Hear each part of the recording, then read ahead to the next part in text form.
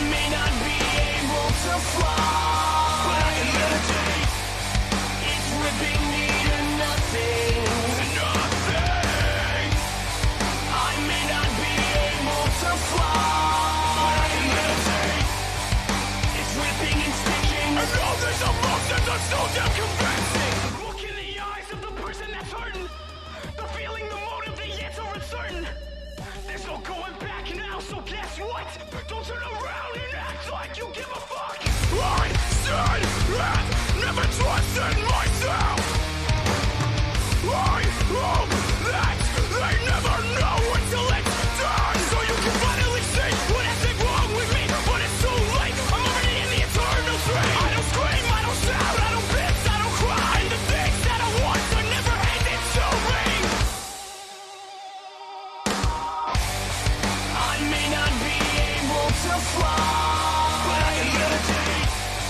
It's ripping me to nothing. Nothing. I may not be able to fly, but I can meditate. It's ripping and stitching. And all these emotions are so damn convincing.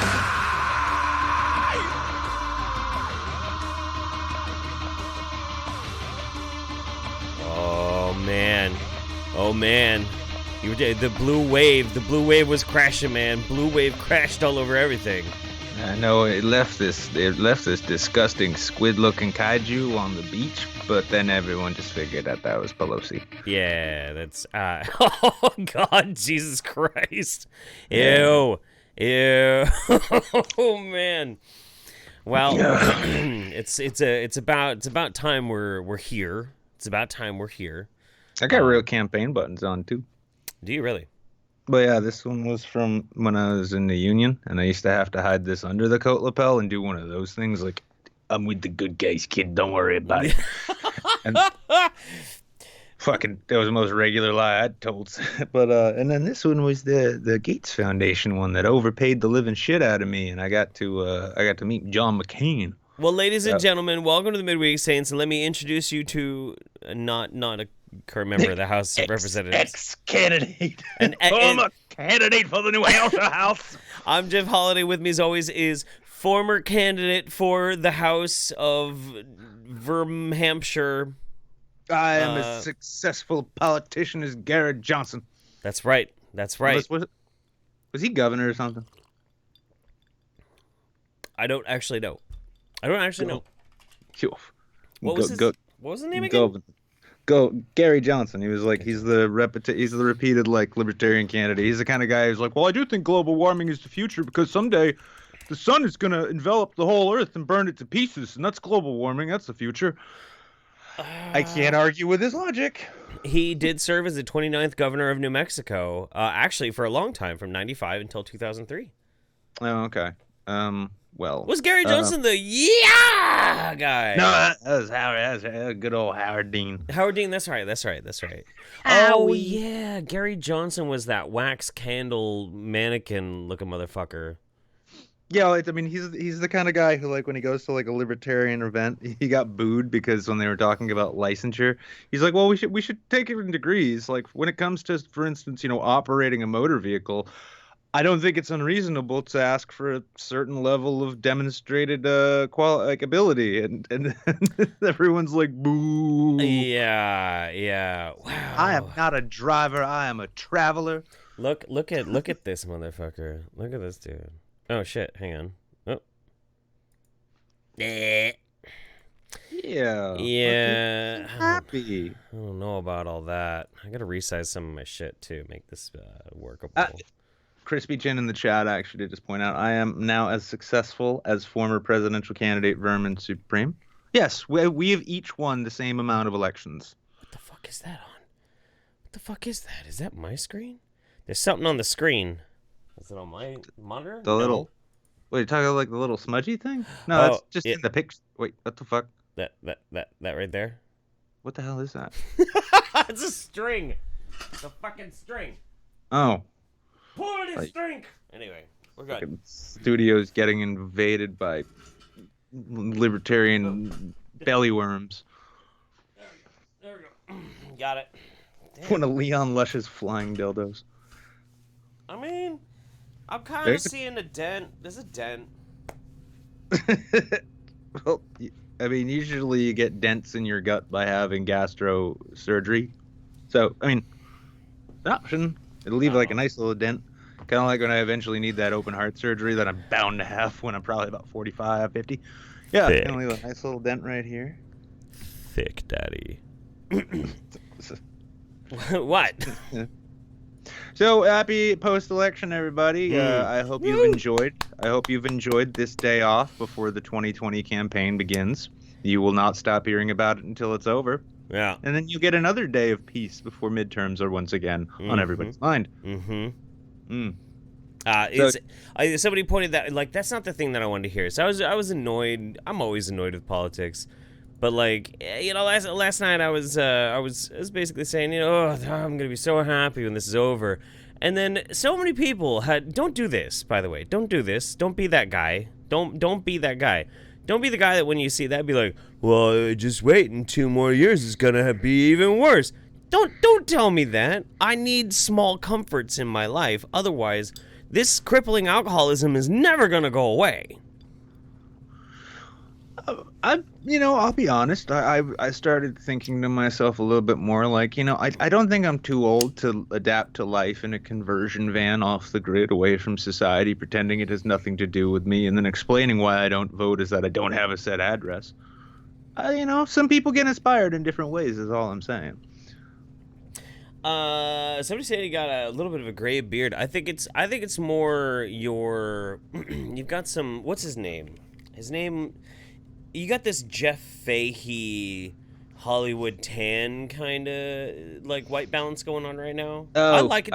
No, don't touch it. Don't touch it. Because then I'm going to have to change everything with the chroma key. I think it's very fetching. I was just thinking, I'm like, is this like reflections off my my shirt here? Because I'm going to go with that. Because I just mentioned how I'm not too old to do something I've always wanted to do, and then I'm reminded about having a great beard. So you see, yeah, maybe y'all can just catch me out on those concrete flats. It'll be like that movie Into the Wild, except I won't eat those fucking beans, because I ain't going to fucking Alaska. Never watched that movie. It's a good movie. It's really good. I've heard. You know, it's fine. All right, Mr. Tickle Trunk, gifted subs to Topaz840. Palatin Depositin, Iva Darker, Zane X, and to our buddy Mouth. AddieMonster tossed a buck at us saying, thanks for playing the OG Thought National Anthem, Daddy. You welcome. You welcome. Thought National Anthem, I like that. Dude, Genuine's Pony, are you kidding me? That is a song that fucks. Like, you can't even say, like, that song is a song that you fuck to. Like, that song is such a song that you fuck to that song just fucks. Well, that's the kind of song that you typically hear bumping out of, like, a early to mid 90s, like, CRX, where the pink paint job and the stereo system is worth more than the whole car itself, but it's got someone's boo on the license plate. Oh, okay. Yeah. All right. And Ben Mills also resubscribed 3 months so far. Blackfire Dragon with a subscription now, also 3 months. Holy shit. What's up, guys? Welcome serious. back. It's getting serious up in here. It is. It absolutely is. Eventually we're going to have to move off the Star Trek theme to keep things fresh. No, I'm not saying now. No. If anything, I've learned that you only do that after it's too late. You know, because I've been binge watching so much Voyager lately, and you have too at the same time. We just do it independently. We don't watch it together. But like, I almost was at one point like, why don't we just take the show and make a Star Trek podcast? Fuck it. Who cares? I think that's coming. I was streaming actually No Man's Sky earlier in the week, and there was a number of people like, when are you, Jeff, just gonna do like a Star Trek sci-fi movie TV podcast thing and put it on iTunes? And someone's like, fuck iTunes, put it on Spotify. No, man, fuck Spotify, you gotta put that on SoundCloud. Ooh. I'm like, if this is what you're arguing about, I think that's a demonstrated interest. Yeah, I mean, kinda. But yeah, I don't know, man. I'm a Trek nerd. I've always been a Trek nerd. I'll always be a Trek nerd. And it just kind of infects every aspect of my life. Just is what it is. But how's your week been? Ups and downs, and a lot of Voyager. There's been a lot of Voyager. Once I got my internet turned back on, that was nice. That's good. Yeah, that was good. Yeah, you not having internet would be kind of problematic for the show. It's a little, yeah, it'd be tricky. I mean, I could go back to tying like a little string to a tin can, doing like I did before. Well, it was funny because there was a while in which, so I got an Xfinity login because, you know, like if people, if they get the right package, you can get like the Wi-Fi password to use when you're not home. Mm-hmm. Well, somebody like had one of those because they could put it on multiple devices. They gave that to me. I plugged that into the Wi-Fi of this spare cell phone I have that I got when I was like sent out to Vegas when I was booze riding, and I mounted that to my camera tripod, put it as high in the air as the USB cable would allow, and I tethered my PC to this cell phone, which for like the first, I want to say 3 or 4 months I was living in this apartment was basically how I surfed the internet. And it, man. Yeah, I mean, it kind of worked. In fact, like Comcast is like, oh, by the way, sir, your bill is going up. I'm like, why? Well, because. Oh, of course. I'm like, well, I could go back to like that little like Lunar signal booster deal I had before. Yeah. I've definitely like jankily put together some cable solutions before. That dilapidated mansion that I lived in for a long time. Mm-hmm. Oh my god. We had only one. We had a guy who lived with us, who was a network tech. So he actually didn't know what he was doing, but he went around and he tested all the phone lines because we were on DSL at the time, and only one had a decent signal, and that's where we attached the router. And then had this network spider web of network cables siphoning down through the house, like out windows, drill a hole into the house, run it through, hole in the floor, run it to the basement. It was fucked up. It was great. Oh, yeah. I mean, I had something similar going on for a while where I had to do like a home invasion at my neighbor's apartment, and they like, you know. So they were tied up in the bathroom, and it started stanking after a while. So I was only able to get like 2 or 3 months of like workable service out of it. But yeah, I know it's, you know, those ISPs, man. This is and net neutrality shit, because, you know, when they do it away with net neutrality, you have no idea how many of my neighbors are going to have to die so I can keep doing this show. Somebody said basically the 1997 Hackers movie. I kind of, actually, yeah. I mean, you know, we did all sorts of stupid shit, mounting like computers into different walls because we could, you know. Like you can. I love how he corrects himself. Like, sorry, 95. It's like, yeah, no, the 97 one was a lot different. That was back when UPN gave thought to launching it as a TV series, I'm sure. No, because MP3s had been around for a while when I was living in the house, but not for a while. Like, I think Kazaa was still a thing, you know? And so we had this huge collection of MP3s, and we wanted to be able to play them. So we dredged up, we like free cycled a bunch of speakers and had one computer dedicated to nothing but MP3s and being able to play it in the speakeasy room. And it was just a fucking mess, dude. It was such a mess. Just because, well, you know, the movie Hackers was brought up, and I enjoyed watching Macaulay Culkin give it a review for Red Letter Media. It was great. In fact, it was funny because when I was a kid, I never liked Macaulay Culkin, and now I watch him on that, and I'm like, if the dude wasn't sober, I'd want to have a beer with him. Right.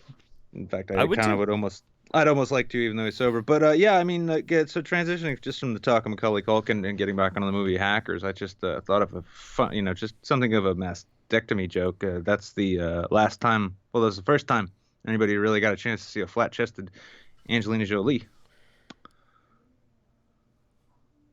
Remember? She gets all topless in the sex dream scene. Oh yeah. Yeah. And then later in life, she chopped both of her tits off. That's right. Yeah, well, see? I mean, everything comes full circle. You know, you get to see her completely nude, like everything. And I mean everything in the movie Gia, right? Oh yeah, no, Yeah. that was Geo. That was a fucked up movie though. That was like Fucked up that movie. was it was like it was like watching like like the more affluent female version. It's like a gender swap version of the Basketball Diaries almost. Yeah, dude, it actually kind of is. Like, I thought it was so weird because I heard about it and people were like, you get to see Angelina Jolie's vagina, and I'm like, yeah, sweet, cool. And so I watched it, and like you get to that scene, you're like, damn, all right. Then you keep watching the movie, you're like, my boner's gone. Wow, fuck, dude, this is awful. Wow. I didn't know the prequel to Requiem for a Dream was an actual biopic. Yeah. Holy shit. Dude, that movie is crazy. Yeah. Minecraft wanted to mention, wondering if either of us have played Star Trek Bridge Crew. I have, and it's wonderful. It's wonderful, but you have to have a VR headset for it. Oh. But it's a cool game. It's a cool game. Check this out. So you got 4 people running a mission. You got somebody at tactical who handles all the weapons and shit. At the helm, who pilots, engineering, who cycles power, and then the captain, who directs. And there's 4 people, all with different consoles, and you can look and see each other and like flip each other off and shit. And you have to communicate to do the missions. It's actually really cool. No, it sounds pretty cool. In fact, like with all like, I've been big on No Man's Skies, and I've been thinking about the space sims that have been out there, and I've been wondering like when a genuine, because I mean Star Citizen for a while was sort of promising something like on certain ships you'd need an actual crew to make them work. Yeah.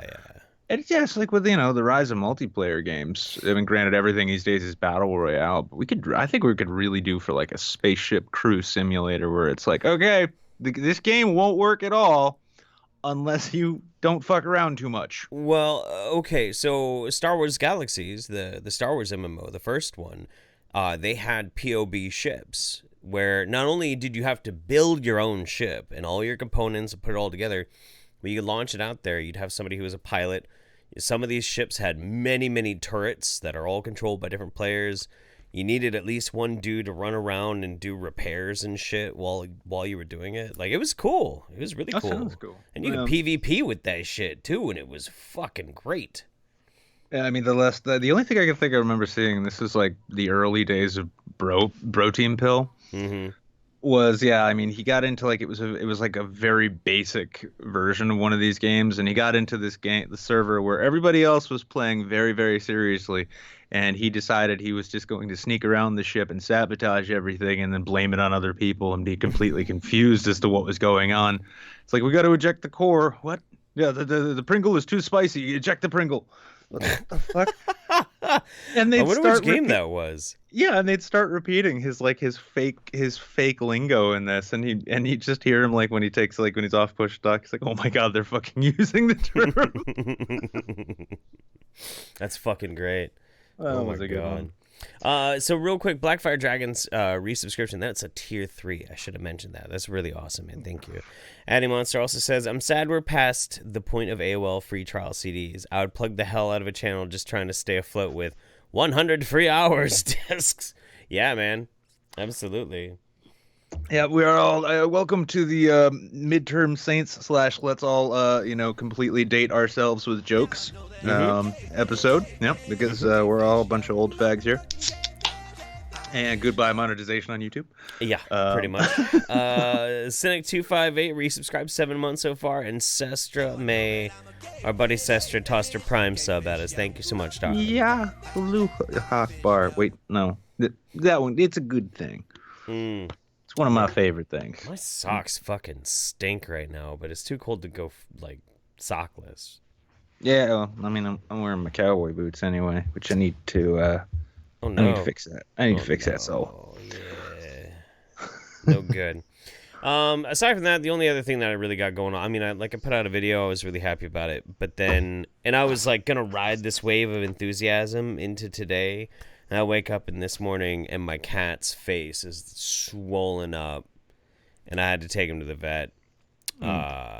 He had a fucking polyp in his ear that had shot a fucking infection all throughout his little body. Poor kitties. Yeah. Poor Curtis. And like I take them in and shit, and they're like, it's gonna be this much, and I'm like, oh damn, okay, yeah, all right, that's fine. And they're like, we'll call you if there's any complications. I'm like, okay, cool. And so I go off and I'm doing my thing. They call me up. I'm like, hey, how's my cat? And they're like, there's a complication. Oh, ah. But the good news is, cat's fine. Went in. He got surgery. He's gonna live. He's fine. He's already home. I'm out $600 goddamn dollars. and my trip to San Diego next month is gone. You know, Thanks, that cat is now literally just $25 cheaper than the truck that my brother got me. Oh man. Bet you can't throw a fucking futon in the back of that cat and take it home, though, can you? Nope. Fucking cat, man. Fucking pets. Fucking pets. It's not his fault. I just, No, yeah. Well, no. So I mean, it's like it's one of those things. Like if it was a goldfish, then no, you're not gonna pay $600 to keep a goldfish alive. But No. it's a cat. It's a kitty cat. It's like it's like your dog, or it's like your pot-bellied pig or something like that. It's like, well, of course, Well, I was literally at the point where, and it's the shitty point that you get to sometimes, right? Where you have a pet and it's in trouble and you want to be able to save it, obviously. But then, like, as the numbers start going up, you're like, this isn't going to work. Like, no, this isn't going to work. And so I was at that cusp. Then the number they quoted me was like at my limit. And so I was like, if there is anything more that is going to be charged, you need to call me immediately, because bye cat. like, I'm sorry. oh yeah. Well, there's some complications. The medical procedure went fine, but what are the complications? Well, the cat started reading 12 Rules for Life, and now I mean, I just want to know, before we go any further, just tell me if you really still think it's worth it. Just put it out of its misery. We're good. Wow. You gotta clean your litter box, bucko. Well, we got some good. Well, we got some news tonight. Some interesting. To get some interesting stories, some fun stories. Nothing particularly sad outside of my election results, I don't think. Yeah. They're not even remotely sad.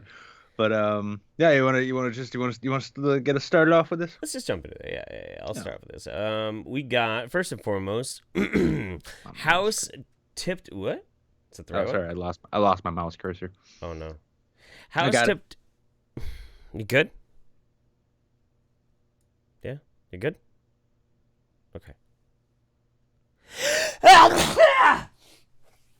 House tipped over by hurricane gets flipped right back up with good, Jeeps. By the way. Oh my god, I fucking hate you so much. Yeah, you knew it was coming. House tipped over by hurricane gets flipped right back up with Jeeps. Last Sunday, a Jeep club came to the rescue of a couple whose mobile home was tipped over by the winds of Hurricane Michael. According to Jalopnik, Derek and Andrea Clifton of Florida were left with their possessions scattered inside their upside-down house after it was knocked over 3 weeks ago. They were told it would take $12,000 to have it righted. Wow. Mm-hmm. However, in a stroke of luck for the Panama City couple, a Jeep club came to their rescue. Fox News reports that when the Derek's friend heard of his predicament, he contacted his friends at the Bay Area Jeep Association, a club for Jeep enthusiasts. The club had been helping in hurricane relief efforts by using their Jeeps to drag trees out of the way and deliver supplies. When they heard of the Cliftons and their tipped-over home, they decided to put their winches to good use and see if they could put it right again. And so around a dozen Jeep CJs and Wranglers attached their cables to the home's frame and slowly cinched the lines till the house fell back onto its foundation straight up again. The remarkable feat earned the Bay Area Jeep Association a lot of goodwill on Facebook, where they shared pictures from the operation. I want to find a video of this. Yeah, that's that's pretty freaking dope.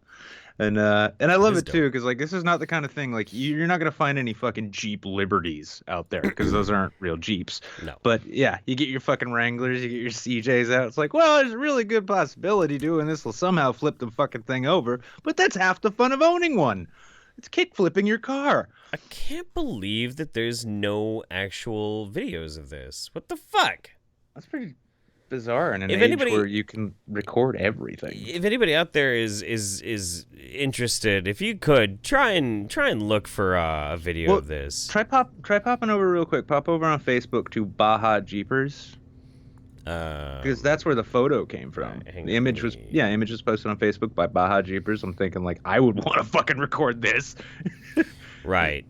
Bay Area Jeep Association. Bay Area Jeep. Yeah, let's see. Yeah. G money in the bank. All the times I get drunk and flip over a house in my Jeep, I get arrested. Dude, same. Same. Mm-hmm. I've always wanted a Wrangler, honestly. I've had 2 Cherokees, and those are always good vehicles. But I don't know. There's something iconic and fun about a Wrangler. It's like it's the most dangerous convertible you'll ever ride in, possibly. No. Couldn't find anything. Damn it. Damn it. Yeah. But they flipped a house.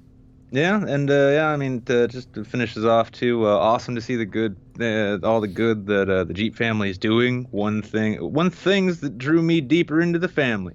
Thank y'all for doing what you were doing, writes one person in the comment section. This is awesome, says another. Hey, Addie. Thank you, Addie. Addie found it. Oh, beautiful. Yeah, AddieMonster found it. Let's check this out. Yeah. Yeah, we're not gonna have any sound because I don't want to get hit by the Weather Channel. There's Nazis at the Weather Channel. Whoop. I mean, this is the thing too. When you're looking at it too, I mean, as impressive as it is on its own, and that's some fucking proper destruction right there. Yeah, they may get the house back up, but the roof is fucked. Well, the repairs on the house are probably, I mean, like, that's probably more doable than paying $12,000 to get it flipped and then having to repair it. But the kind of coordination, because look at all, like, how long that is with all those support struts or whatever on the side there. Kablang! Oh, goodbye. Oh, fuck. Wow. Buy a new house, dude. I mean, I think that maybe that house might be a little bit done. Granted, I've lived in worse places myself, but you know, still, it's fucking. That's some good coordination though. There, I mean, because like if one side had gone down faster than the other, it would have just torn in half. It would have been like trying to twist a burrito. Right. Yeah. No. Yeah, it's like, you know, and like, you know, perhaps the owners of the mobile home will see this as an opportunity to put some additions on the house, like a new roof and new walls and support beams and frames and windows and doors and floors and carpets. Yep. Okay, so I wanted to check something real quick actually while we're here. What was your district again in New Hampshire? Oh, District 10. District 10. Okay. Yep. District 10. Why does it not have all Wait, the it's districts? U.S. House, because I think these are like the bigger races. Oh, okay. All right. Yeah. Also, because keep in mind, like, Hampshire. the New Hampshire House, because it has 400 seats, that means it had 400 open races. District 10. Like, there were... There we go. All right. Y'all ready for this? This is what happens when a YouTuber gets into politics. Sticks, Hex, and Hammer, you were wise to bow out, sir. Wait a minute. Are you sure it was District 10? District 10, Ward 3. District 10, Ward 3. That's New Jersey. Why in the fuck did it show me New Jersey? What the fuck? I said New Hampshire. Yeah. If you see like WMUR, that's where you ought to go. Okay. Yeah. And it's full election results. Yes, you know, it's these northeastern states with all their new names, bold names. I can understand. It's a bit confusing, you know. Now that's the U.S. Here we go. Full state results. This is gonna take a minute. Yeah, second Congress. What the fuck? Why is it only showing that? That's not the because full state. Nobody cares about our state races. It Not only even has the- first and second district. That's because we only have those are for federal congressional districts. That's for the U.S. House. It's not for the state house. Oh my god. Yeah. Just Google full New Hampshire election results 2018. You'll see a link to WMUR, and then you're going to have to scroll on and on and on forever like you're reading a fucking Wikipedia article about the varying opinions on the last Battlefield game. Ward 2. Mm-hmm. No, Ward 2? What? No, Wait, didn't Ward you say... 3. District 10, Ward 3. Whatever, it's fine. It's fine. Don't worry about it. It's fine. Okay, state Senate, state House. State House. There's like 204 races in the state House. Actually, there are 400 races in the state House. The hell is that? Okay, what county are you in? Hillsborough. Hillsborough. And who won? Oh, I don't even know. Oh my god, dude! How hard is it to find? I want to find your election results. This is. I'll pull them up now. Here we go. I'm right. just getting. I'll DM you on Twitter, which is yet another unfortunate. Okay. I'm barely just gonna have to get back on fucking Twitter again. But let's see. Do I have that? Okay. Control the C, and then we go over to the DMs. And then we go down in the DMs to we find the Jeff Holidays, and then we put in there we go. Come on and slam and welcome to the jam. Yep, there you go. Just sent via DM. Oh, okay. And, yeah. All right, we're getting this. Mm-hmm. This is exciting. Isn't it? Yeah, actually, I mean, like, cause I might be wrong, but outside of Mundane Matt, I think I'm the only YouTuber to actually be on a ballot, in my memory at least. Did he make it on the ballot when he was in Cali? I forgot. I have no idea. See, that's the thing. I think technically he did. Yeah, well, that's the thing. Is like somewhere like making it on the ballot here, and a lot of people are like, holy shit, you were on the ballot! Wow, that's fucking awesome. It's like no, it costs $2. You go down to City Hall and you pay $2, and that's how you get on the ballot. Let's see, 50 more. Hillsborough, District 10. Yep. Hillsborough, District 10. All right, here we go, guys. All right. So Pat Long won, Democrat. Got really close, though, with Judge Judy. Judge Judy there. Yep. Daniel Heck from the GOP ate some shit. Holly Seal, GOP, ate more shit. But our boy, Nicholas P. Goroff. 3% of the vote. 3% of the vote. 3% of the vote. Libertarian candidate, 118 votes. So Not bad whoever for not it was, campaigning at all. whoever it was out there who was like, did anybody even vote for Nick? 118 people voted for Nick. Are you fucking kidding me? I know at least one of them. That's star power right there. That means That really is. 117 people were like, that's my shit. That's my dude right there. Mm-hmm. Or there were like at least 117 people, because I did actually see the ballot, and the funny thing was that because somehow they aligned it so any independent or libertarian candidates were on the far left column.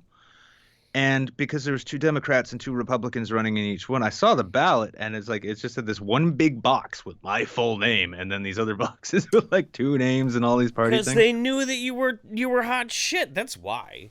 Mm-hmm.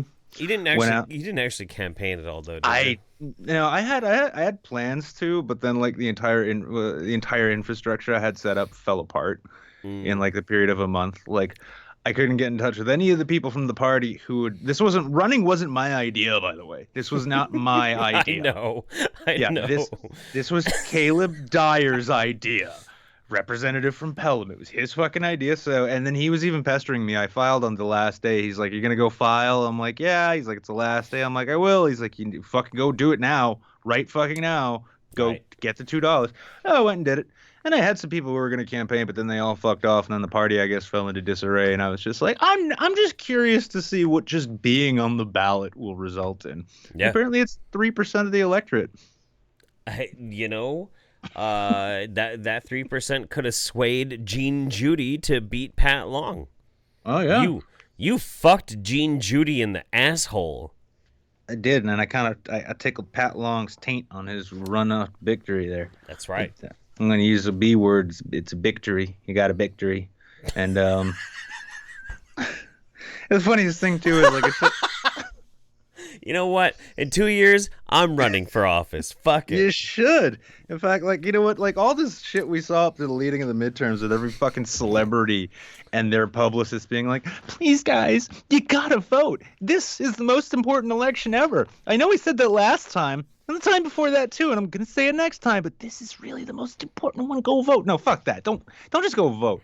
Go run for office and then don't vote. That's what I did. You know what?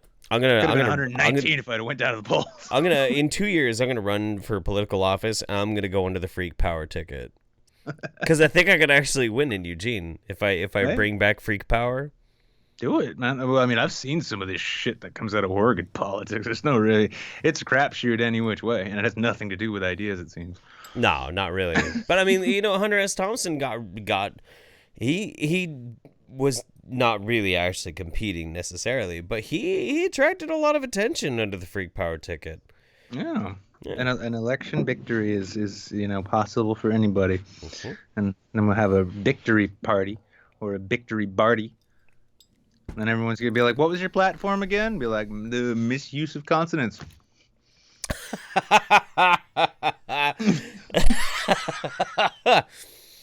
Oh man. Well, it's kind of it's kind of. I mean, like the timing's good too because I did actually learn over the course of the last month. Like, there's a very good chance I might not actually need to stay in New Hampshire any longer for Right. well, at least not too much longer. Right. So I was thinking to myself, even before that news came down, I'm like, what happens if, like, for some reason I'm able to actually leave this place that I utterly despise, and I have another year and a half worth of government service that I'm expected to carry out. What am what the fuck do I do then? I was running. Here's the funny thing. I was running for a seat in the state legislature, to get an office, to get a seat in a government assembly that's half an hour away, and I don't even have a car. Like, how you gonna get there? Ride a bicycle. I'm just gonna hitchhike up there and let's just sleep in the state house for several days while I introduce a bill to ask for tax revenue for public servant Uber costs. It's like we got our own special Uber service. Yeah, we get free rides. Well, I say free. Somebody else pays for it, but I'm in government, so I'm getting used to that anyway. I honestly think that would be goddamn hilarious, though. Can you imagine the type of national attention you could attract? This one lawmaker is so dedicated to serving the public interest, he hitchhikes to the fucking Capitol every single. It's like, well, sir, we reviewed your Medicaid application, and under occupation you listed legislator. That only pays $100 a year. Yeah, that's why I need Medicaid. See? Yeah.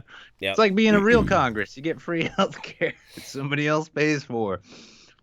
All right, so let me catch up real quick. We got Cynic. I think I already. I said that one. AddieMonster. Don't feel too bad. Donut operator literally ran his cat through the dryer last week. He's fine. Oh my god. Chichirk. Resubscribe. Prime 10 months so far. Thank you so much. Led Zepp Boy. Hey, you know what? That's a good name. Subscribe with the Prime subscription. Thank you so much. AddieMonster. Jeff, if you run for office, I'll move to Oregon and be head of your campaign train. Trap Thoughts and Tranny Pirates will be your marketing team, and you will seal the victory. Look, let me tell you something. This is coming from the heart. This is coming from the heart here. I mean, I want you to understand me. If I run for office, my entire cabinet and my entire staff will be nothing but tranny and trap thoughts. Nothing but. Just slutty girly dicks just everywhere. That's what's gonna happen. Bullshit. No, you'd staff it with traps, but they wouldn't be they wouldn't just be vapid trap thoughts. You'd get Ella to come around. You get Blair to come on up and be like, Blair, you move out of LA. I got you the perfect reason why. You're gonna be part of a government cabinet. Jeff. I don't know, she might go for that. Yeah, I'm sure she would. And she'd be like, all right, well, I've got all these great ideas. Blair. No, Blair, listen, we're not actually doing the policy thing. No. It's all going to just be a big theater so we can do fashion in a state senate. That's that's the whole reason. It's just a big meme, that's all. Mm-hmm. It's just a big meme. It's like UKIP. That's all it would be. And It's like I'm gonna launch my own political party, see if I could find some like Paul Joseph Watson knockoff, maybe from like Massachusetts. Get that same annoying sort of cadence, only with a masshole accent. And he could be yeah. And that See, could be I like this idea of like getting into politics, and getting on like some committee, pulling some strings and getting on some like high profile committee, and there's gonna be like cameras and shit there, and they're like, well, we can't start without Representative Holiday. All of a sudden, you hear, boom, the doors shoot open, and you hear, girl, look at that body. Girl, look at that body. And I come walking in with like these hot ass trans women. We're all dressed like sluts in leather and latex and shit. walking in like it's a fucking like an episode of Raw. Let's make some love. Just get a bunch of interns to hold Roman candles near the front door. Sets the fire alarm off, but it's just like, no, this is great. It's like the strobe lights. Like, sir, are you aware you're not a wrestler? It's like, well, give me some shit about that transportation bill, and we'll see who isn't a wrestler, bitch. That's right. It's no, I mean, I think back though, and like had I actually campaigned but taken it as seriously as I do now and did yesterday and for most of the time, I might have actually been able to get a little closer to winning, because I'd have gone around saying like, what's your policy? I want to get rid of car inspections. I want to abolish last call. How's that? The winning strategy right there. Yeah. Are you in favor of legalizing marijuana? Absolutely not. As soon as I get the startup capital, legalizing it would just blow my whole business plan to hell then, wouldn't it? I mean, we need to study it more. Right. But also, like, man, there's a Craigslist ad. Just peep that shit. It's got a picture of a boat on it, but it ain't nothing to do with boats. You just got to hit up that number. I thought it already was legal for recreational in New Hampshire. No. It's medical, but we have so much heroin here that in most cities or larger areas, they're not going to bother because it's decriminalized. Right. It's decriminalized, but it's not legal. Yeah. Okay. Yeah, that's fair. Yeah, and our dear governor Chris Sununu, who is like the son and grandson and probably great grandson of previous governors, senators, and so on. It's basically he's like a nonviolent, harmless, somewhat boring O'Rourke from I think it's O'Rourke from Sin City there. Yeah. That's it. Yeah, he's against. Yeah, he's against legalizing because he's too busy trying to talk to supermarket chains about how they package cheese and deli meats. Mm-hmm. That's fair. That's totally fair. Marijuana has been legal in my state for so long at this point. I'm just kind of like, yeah, it's legal everywhere except for like hick places, right? No. Yeah, we'll legalize it. I mean, Michigan just legalized it. Yeah. And North Dakota shot that down, giving everyone yet another reason to ask why there's 2 Dakotas. I forgot. Yeah, and neither of them are very fun. Stepev, thanks to the biddies. Nova Yeti, 500 biddies. Nick, you write the script and I'll mass hole it up for you. Wix piss a kid. Wix piss a kid? Wicked piss a kid. It's a local colloquialism about how awesome something is. It's a wicked piss a kid. I think actually now that the midterms are over, now might actually be the perfect time to begin campaigning for the 2018 midterms for me. Probably. Yeah. Just act like you totally missed it, like you just came out of a coma, and see if anybody... No one's been kind enough to tell me. And see if anybody actually is kind enough, like, no, just let him go. Just let him go. And then maybe in 2020 you can get on the ticket because you could your tagline could be, Gorov, is this dementia? No. By 2020 it'll be like, Gorov, I just want to get the fuck out of here. Yeah. It's like, yeah. And that's a good libertarian, though, right there. If you get elected as a libertarian, not showing up to govern and just letting shit just happen, it's the best way to go about it, I feel. All right, next news article. Let's go. Let's do this shit. Yeah. This one's all yours. Where is it? What is this? What's the title? Well, the Vodafone's new Voxy advert looks like a field of cocks, say viewers. Good job, Vodafone. We're going to see some pictures in this one. Are we going to get in trouble for this? I don't think so, because they're technically thumbs. Oh, yeah. The advertisement is called Thumbs, but viewers watching Voxy's new creative offering say they can see something more saucy. I've had my thumb bend like that before. It was terrible. The advert shows a mountainous forest setting. It is a play on civilization worshiping a supreme being. The population are thumbs, and the being is the phone network. Except some of the thumbs look a bit phallic. It's a little bit like a field of dancing dicks, basically. Like, hey, you a fan of Vodafone? That's right, Vodafone came to Earth just so all of your dancing erect penises could wiggle at it. You're welcome. Writing on Twitter, user Thomas Hobbs wrote, I'm sure Vodafone set out to make a snappy advert all about thumbs and phone use for its Voxy brand. Somehow the reality is a field full of cocks. That's a field full of cocks right there. That is a field full of cocks right there. Yeah. Another confused viewer, Jackie Neal, wrote, not sure the thumbs in the Voxy advert look like thumbs as much as they should. You know, Martin Eddy added, has anyone noticed that Voxy adverts on TV, those thumbs look more like a certain part of the male anatomy. Shouldn't be pre-watershed. Huh? I don't know. I need ice. And I need ice. Oh my god. Yeah, and Sam wrote, I know there's supposed to be thumbs on that Voxy advert, but some look like mini knobs. I don't know why I read a British slang, like it was from fucking Wisconsin or something.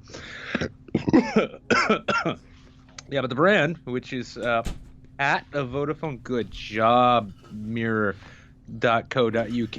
you left an R out. But yeah, which is part of Vodafone, was quick to respond when Twitter user Ceres William wrote, Vox had to look twice then, thumbs or willies. They responded, they're definitely thumbs, Ceres. Voxy is a new mobile network created just for people under 30s with phallus obsessions. It's a sub-network of Vodafone that offers slightly different plans from the main Vodafone roster for those who want a plan focused on data with little regard for calling minutes and SMS texts.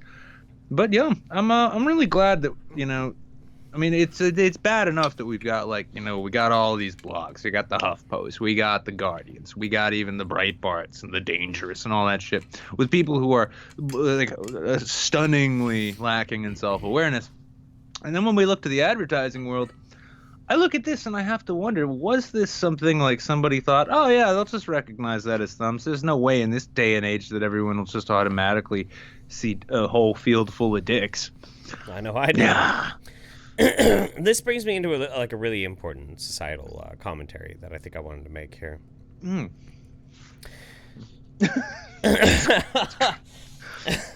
Don't let me interrupt you.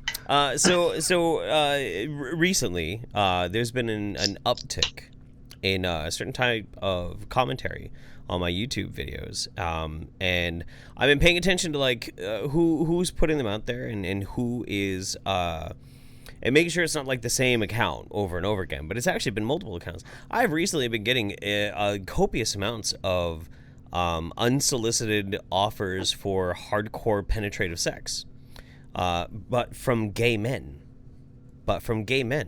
And I gotta tell you something. I love it. I love it. I absolutely adore it. I think it's wonderful. I think it's wonderful. You're a little flattered there? I'm extremely flattered. No, I'm extremely flattered. But the thing is that in this day and age, you know, we have to accept some certain realities about the internet. Everything is dicks. Dicks are everywhere. Like, you see a field of fucking thumbs? It's a field of dicks. That's just what it is. That's what it is. And in many ways, like, it seems that dudes of the gay variety feel very empowered to express their sexuality to other dudes, and I think that's wonderful. I think it's wonderful. It improves my mood greatly, and I hope we just have this revolution of people being able to happily offer unsolicited sex, because it's never happened before in any other. Yeah, it is. Pretty sure. But I'm just saying, I really appreciate it to all my gay brothers out there tossing me the sex offers. I appreciate it. I probably won't take you up on it, but I still appreciate it. I like it very much. Yeah, no, and I think you got a point there, actually, because if you look at look at all the whole TikTok thing, right? What's the biggest thing coming out of TikTok right now? It's not like any of the funny videos. It's a question as to whether or not one user is actually a trap with a dick. True, that's true. Big thing. Yeah, it's like an app made for fucking millennials, tweens, and teens. It's like the fucking central question on everyone's mind is like, is that thing got a dick? I hope so. Like, why do you hope so? I don't know. Just kind of spelled out.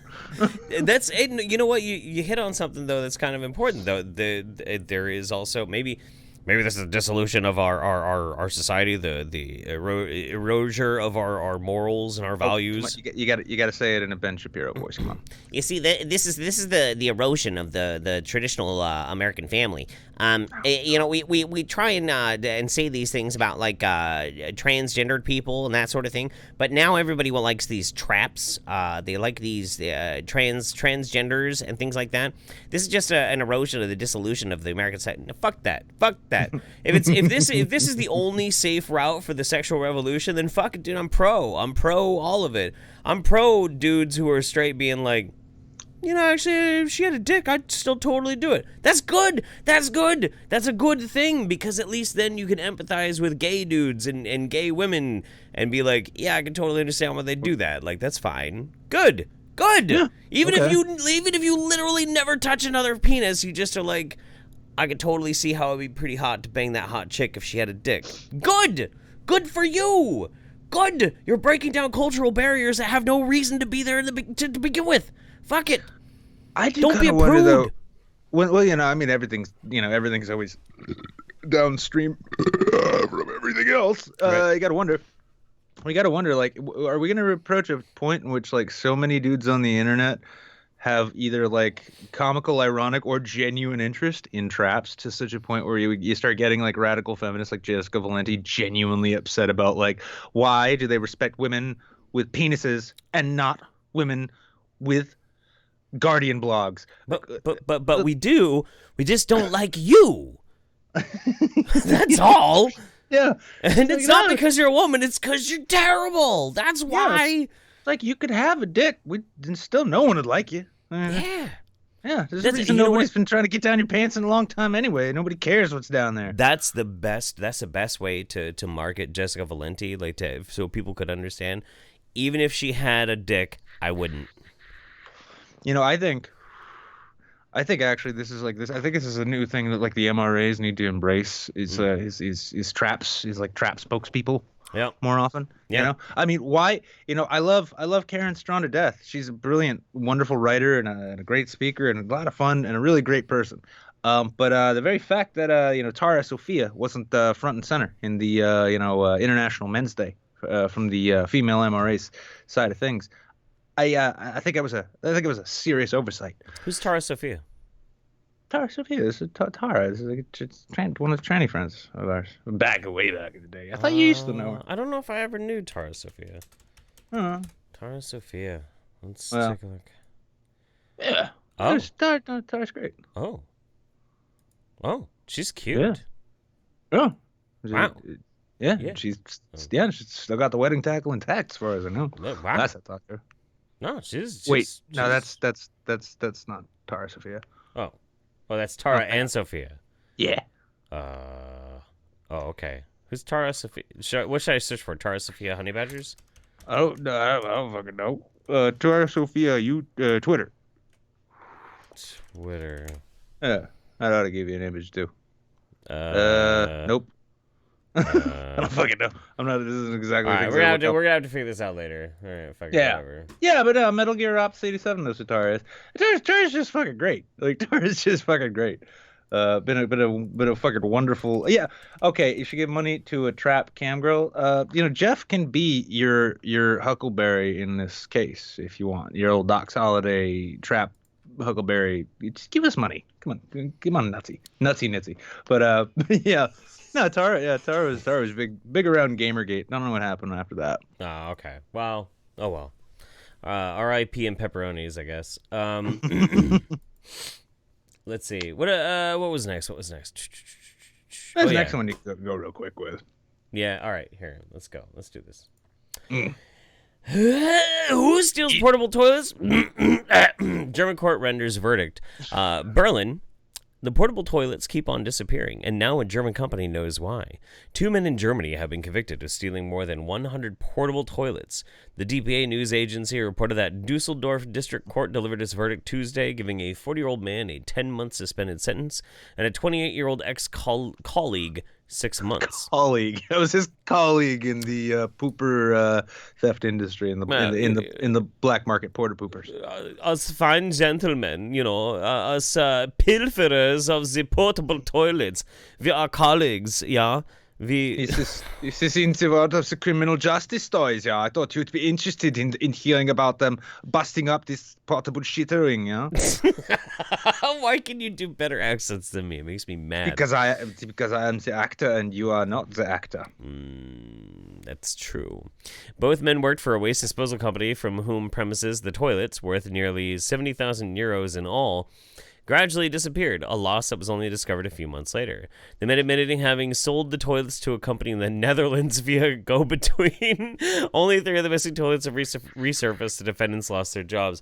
So let me get this straight. Okay, so 2 German men who worked for the trash company stole 100 portable toilets. Hang on, let me just pause you there real quick, because I have a funny feeling because it says waste disposal company from whose premises the toilets gradually disappeared. I don't think they were trashmen. I think their jobs were to clean out. Oh, like porta potty servicemen kind of thing. Exactly, they were porta potty waste disposal professionals or specialists, if you were. Cheeky boy says the turd burglars. That's good. That's good. It's like, well, you do know what they call porta potties in Germany, right? Huh. It's like it's I don't know what the German translation is, but it's basically piggy bank. Yeah. But you put the coins down the slots and then you save them for later. It's a whole thing, Stop acting like Germany's weird. They're not weird. So you're weird. The rest of the world is weird. So these 2 German men, these 2 German colleagues who work for the porta potty company, yeah.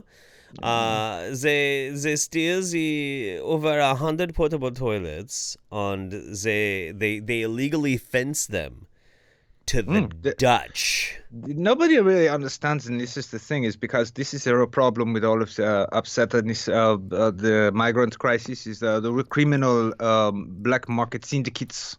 Syndicates. Now you're turning French.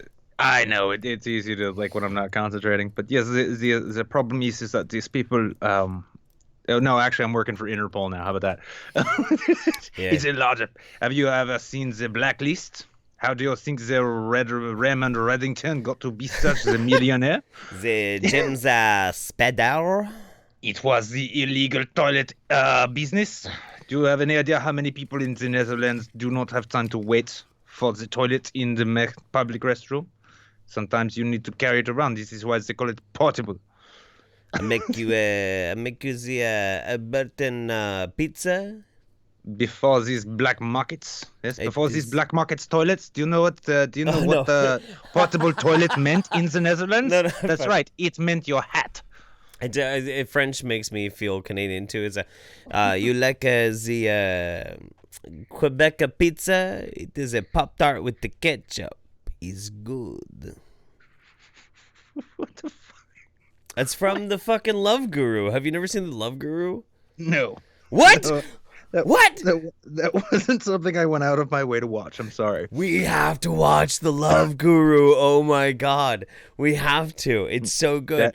Jabos Boogly says that is a straw man. That is a straw man. Was the thing is that in the deep parts of the Netherlands with the farmland the straw hat was the portable toilet before these entrepreneurs decided to liberate them with their black market toilets. We're watching the Love Guru with the Saints fam sometime real soon. Maybe even tonight. I don't know. We'll see how things go. But no, you have to see Justin Timberlake plays Jacques Lecoq, a fucking hockey player with a massive penis that steals away one of the characters' loves, and so Mike Myers as the love guru has to this white guy with an ashram has to come in and like teach him how to love again. It was love, you idiot. And as you were describing it, I was starting to think, I was like, so did Mike Myers get the idea to just like redo Austin Powers except cross it over with like Boogie Nights here? It's like I don't know. It's like his take on there's so many Ayurvedics and shit like that. So many Hindu fetishists and yeah. shit. Well, I mean, also, Myers' whole thing for a while, especially after Austin Powers, was he just loved riffing on those like 70s era sort of like weirdo fucking tales. It's like, yeah. I'm surprised he didn't make his own version of Zardoz, honestly. Did you know? Oh my God, Zardoz. Did you know we're actually getting a 4th Austin Powers movie soon? Really? Yeah. I mean, at this point, is it like is he like moving to America so he can get his AARP card and it's stolen by Dr. Evil or something? I mean, okay. But the thing is, Austin Powers is such a stupid fucking series that having a stupid sequel, I'm totally okay with it. You can't ruin it if it's already shit. Can't be worse than Dumb and Dumberer or 2 or whatever that last one was. Yeah, nothing could really be worse than that. That was pretty bad. It was when both Jeff Daniels and Jim Carrey realized, like, wait, we don't need the money anymore, do we? You know what? Noble Yeti has a good idea. They should reboot Wayne's World, where Wayne's World, like Wayne and Garth are like pushing way over 40. And they're old as fuck, trying to like revitalize it, and they're still stuck in like the early 90s. Oh no! They have to actually adjust it. It's kind of like what they tried to do with the Brady Bunch remakes there, and only like it's modern culture. So, it's like there's no more cable access, and nobody watches TV. So they take their shit to YouTube, and then every time they go swing, they get demonetized and threatened with a strike. Yeah. Okay. Yeah. And I mean, I've been saying for a couple of years, like not even as a joke, I really want to see a PCU sequel. I want to see a PCU sequel where what's his name, Jeremy Piven, just like he never left college, which was the joke, and now he's just a tenured professor there. But David Spade is the senior admin, and they have to team up to overcome the even worse versions of the cause heads who now dominate the campus, and then they reignite the spirit of just learning to enjoy your college years and having parties and realizing that not every regrettable hookup is rape. Here, I'm sending you something in Twitter DMs. It's a MyCircle link. Okay. All right. Because here's the thing, the Brady Bunch reboot movies were actually fantastic. They were incredible. They were clever. They were very clever. Oh my God, they were incredible. This scene encapsulates why they were so fucking good. Oh yes, I remember this. Yeah. We gotta check this out. Get there in a second there. This is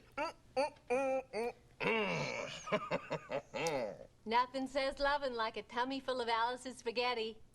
Yeah, let me turn this up a little bit, and I also gotta turn you down a little bit to do this properly. No, fucking Christ. Why is everything so weird in my shit? My shit. Here, turn Skype down just a little bit. Here we go. Mm-hmm. More spaghetti, Mr. Wright? Mm-hmm. Alice, what kind of mushrooms did you put in this sauce? Just the ones you had in your room. I thought you might like them. Oh, some of my mushrooms. Uh-oh. And they smell pretty tasty. And the casting they did on this movie was fantastic. Do you want to hear before you resume? You want to hear a funny little bit of trivia? In this scene, both Mr. Brady and the guy playing the supposed real dad there, both of them played vice presidents in The West Wing. Really? Yeah, and it was fake dad who's about to trip his sack off. Rob Lowe.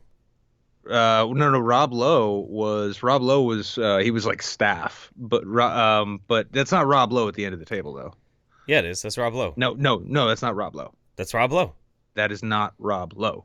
That's Rob Lowe. It is not. Look it up. Well, when you resume this, look it up, and you will see that you're wrong. Well, as soon as it resumes, you're going to see that that's Rob Lowe. No, it's not Rob Lowe. Go ahead. Okay. Look it up. I'll wait. My room? That's Rob Lowe right there. No, that is not Rob Lowe. That's Rob Lowe. Oh, for Christ's sakes! All right, what's this one called? The Brady's what? Brady's Take Manhattan. What is it called again? It's the fucking Brady Bunch 2 cast. Let's take a look. That is Rob Lowe. No, it is not Rob Lowe. That is. I'm about to look it up. Oh my God, I'm looking it up too. Gary Cole plays Mike Brady, and what's the character's name? Brady sequel. It's a very Brady Roy Martin. sequel. Very Brady sequel. Yeah. Yes. And that is not Rob Lowe. That I believe is that Tim Matheson? Yes, that is Tim Matheson. That's what? He looks just like Rob Lowe. How the fuck how is that dude not what? He does look a bit like Rob Lowe, and Rob Not Lowe a was bit. also in The West Wing. But that is Tim Matheson. Get that is the Tim fuck Matheson. out of here. Yeah, that's Tim Madison. Gary Cole plays Mike Brady. Now, in The West Wing, Rob Lowe played the assistant communications director, I think. And initially, Tim Matheson played the vice president until a scandal erupted in I forget what season. And after some deliberations, they replaced him with a new vice president. Okay. Played by Gary Cole. Okay. Rob Lowe, Tim Matheson. Jesus Christ. Okay, they are two different people, but fuck, man, they look so similar. And they were both in The West Wing. What the Yeah. fuck? Yeah. Okay, well, you know trip, what? right? You know what? Fuck off. Yeah, but no, I mean that's just a funny trip to me though, because this movie happened years before West Wing ever came out. Gary Cole, who plays Mike Brady, and this is funny too. It connects to me because I'm wearing cowboy boots now, right? I don't just wear these because I think they're cool or I have like an affection for them, but with somebody with extremely flat feet, these are the most comfortable shoes I've ever worn. And after Tim Matheson's vice president is fired for a sex scandal, I believe, they finally draft Gary Cole, who plays a senator, I think, from Colorado, who shows up wearing cowboy boots. And this is before I'd ever gotten any. And he says that exact line about them being super comfortable. And then I found out that was true later on. So it's like a 6 degrees of what the fuck going on right here. I'm so confused. Roy, is something wrong? That looks just like Rob Lowe. Roy? No.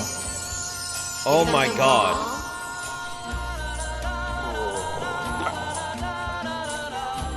Is this you trying to say all white people look the same to you, Jeff? It looks just like Rob Lowe. That looks like Rob Lowe. Well, in fairness here, Noble Yeti says he thinks Rob Lowe and Keanu Reeves belong in the same vampire coven. So I guess it's freedom of speech kind of time. So everyone's free to say whatever they want and be wrong. Oh my God, I'm tripping with the Bradys. Okay, now he looks a little bit less like Rob Lowe.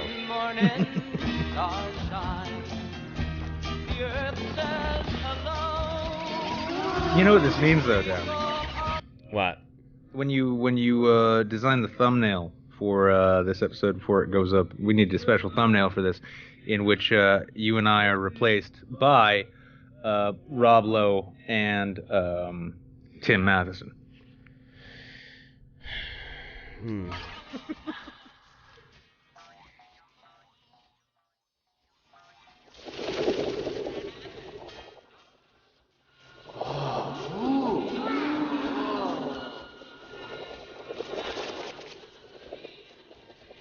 I swear to God, dude, he's got the same eyes and everything. Like, this is unreal. Yeah, but I doubt Tim there ever made a sex tape. Did Rob Lowe make a sex tape? Yeah, that's why his career was kind of on hold throughout the early part of the 90s. Really? Oh yeah, and why when he made his initial comeback after that blew up, I think, starring in The Stand. And then after that was able to he picked up actually, and it's an SNL connection now too, because Rob Lowe was in Tommy Boy. I wonder if I can find a sex tape. Interesting. Now it's like, well, fuck the Brady Bunch. Let's find Rob Lowe's sex tape. No, it's fine. Well, we can keep watching this.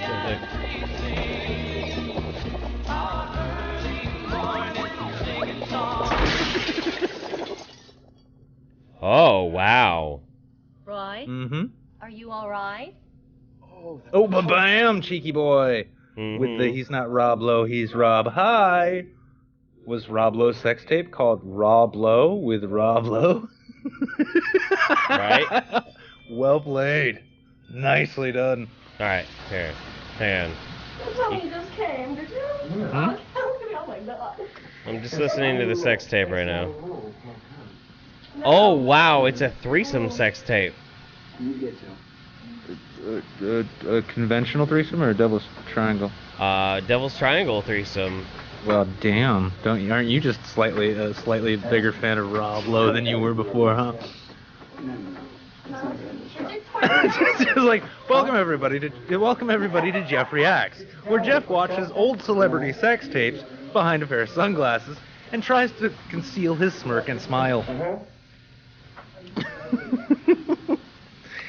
You've learned all kinds of things tonight, haven't you, Jeff?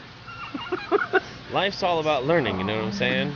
Starts off with who's in the Brady Bunch movie, ends with, wow, I didn't know Rob Lowe was back in the heat seeker. He's got a weapon of choice. I'll give him that. Yeah, some of them are already calling for screenshots of your facial. I mean, the thing is though, this is like 80s quality VHS, you know. So I mean, you don't really get to see him. Here, let's skip through. Like, yeah, this is Tom Sizemore level embarrassing. oh, Hey, I'm a grower, not a show. You knew about him, right? Bro's got some ass clapping action going on right now. Clank, clank, clank. While the other dude's just like awkwardly standing over them having sex, like, yeah, that's hot. Like, I don't know. I just. Oh yeah. Oh no, it's great. There's already calls for an eFuck tonight featuring Rob Lowe's sex tape. Oh, I don't know yeah, I don't know if that'd be on eFuck though. That was nearly the end of his career. But it is also kind of nice though, because like you look at where he's at these days, he bounced back pretty nice from that. Of course, these days nobody gives a fuck because like half of our celebrities are only famous because they have sex tapes. So, Kim Kardashian. I wanna hear Rob Lowe nut. You gonna play it for the audience? I'm playing it right now. They can hear it, but I'm, Okay. you know. It's just not in my circle. I'm still looking at the Brady Bunch. I know. That's one of the things. That's why I'm leaving it up there.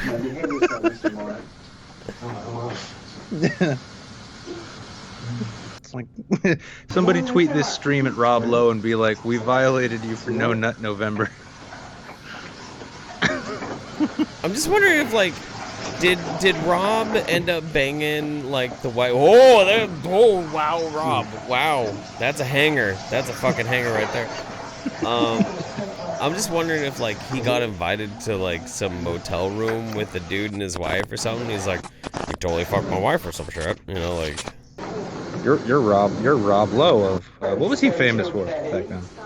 Back then, I don't know. Yeah, what was? Well, while you look at his sex tape, I'll just look up his IMDb to find out. Yeah. No, I'm curious. I'm curious what he was famous St. Elmo's for. Fire in 1985. I swear to God, dude, Rob Lowe. Yeah. Looks just like Rob Lowe. What? He was in St. Elmo's Fire. He was in The Outsiders. Oh, that's right. He was in The Outsiders. Yeah, he was in The Outsiders for sure. He was in the Hotel New Hampshire. I wonder if that's where his tape was shot.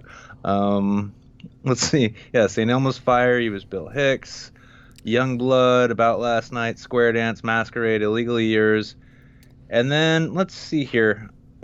No, he continued working straight up. Like, he never stopped working. So, hey, he was in Contact. I tell you what, though, one of my favorite things in the world. He was oh my God, dude, he was an uncredited extra in the original Austin Powers. Okay. Rob Lowe played decapitated henchman's friend in Austin Powers 1. Wonderful, man. He was, oh my God, he was an extra in Mulholland Falls. He was an No, why is he uncredited in Tommy Boy? That's bullshit. Yeah, I don't think you're looking at the right thing. No, I'm looking at his IMDb. One of my favorite things in the world, though, is like listening to really bad porno dirty talk. And how bad is it? Yeah, like that's like one of my favorite things in the world. I absolutely love it. Like the worse, the better. You know, I just. Oh, the sex tape and the drug use were what made his career dip for a while. Well, same. The drug use already, but like the sex tape's coming, guys. Just wait. Yeah, I just love it these days, though, is like that's how you get famous. Oh, okay. Sorry. The shit that could kill a talented actor's career 10 or 15 or 20 years ago is now what can make you have a career, and you don't even need talent. We've got a couple of things that we got to get to still, but real quick, AddieMonster, clinking glass bottles of the canned laughter successful stream. You guys are homegrown. You guys are this generation's cable access, and I'm so proud of you. Party on, Jeff. Party on, Nick. Thank you so much, Addie. Appreciate you. Yep. Morty. God. Jesus. Anyway, let's go to this one. Hey! Taco Bell throws birthday party for a 106-year-old regular. Ladies and gentlemen, can we get some fucking pinkies up, please, for this beautiful 106-year-old lady here. This Arizona woman. A 106-year-old Arizona woman was treated to a surprise birthday party at her favorite restaurant, Taco Bell. Thank you so much, guys, for not even noticing that we just took a huge sideline to listen to a sex tape and watch a little clip from a guy tripping his balls off. But anyway, her name is Murtis Jewel Painter. What the fuck kind of name is more awesome than Murtis Jewel Painter? Murtis Jewel Painter. She was treated to a party with her family and friends Sunday at a Taco Bell in Phoenix, where employees decorated the restaurant in honor of their regular customer. Gleg Gladden, that is not a good name, and Gleg Gladden should be feeling terrible for himself. And the L is nowhere near R, so that can't be a typo. Gregor Gradin. Gregory? Gregory? Gregory, are the goddamn burritos ready yet? Anyway, who owns the Taco Bell franchise said he wanted to honor Painter, who has been a regular customer at the location for the past 8 years. At 106, they want to come to Taco Bell and hang out with me, Gladden told K-Fo and K-Tick. It's just amazing. Painter dined on a taco and an enchilada for her birthday meal. I think Taco Bell is a good place to come to. I really do, Painter said. Painter, who was born in East Texas in 1912, has lived in Phoenix since 1932. A Florida man who celebrated his 100th birthday with a party at his local Chick-fil-A eatery in September was awarded free food for the rest of his life by restaurant officials.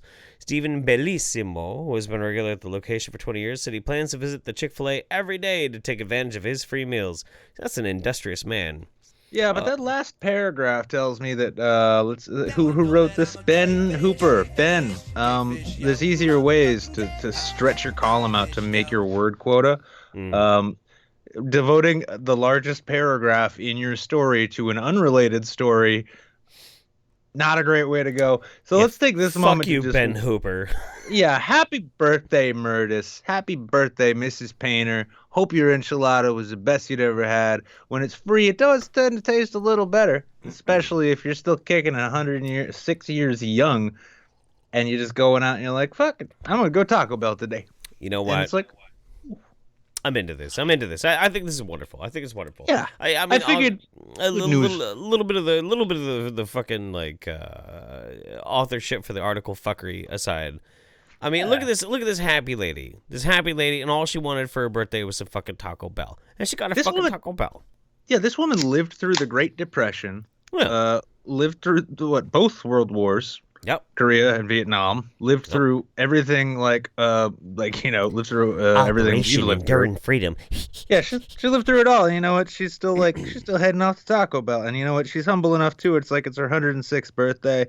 It's like I don't want to make a big deal of it. I'm just gonna go get an enchilada at Taco Bell, my favorite restaurant, which is that's kind of telling too. She must really, really like Taco Bell specifically because in Arizona, as we both know, The quality Mexican food is not hard to come by. No, there's great Mexican food in Arizona. Oh my God.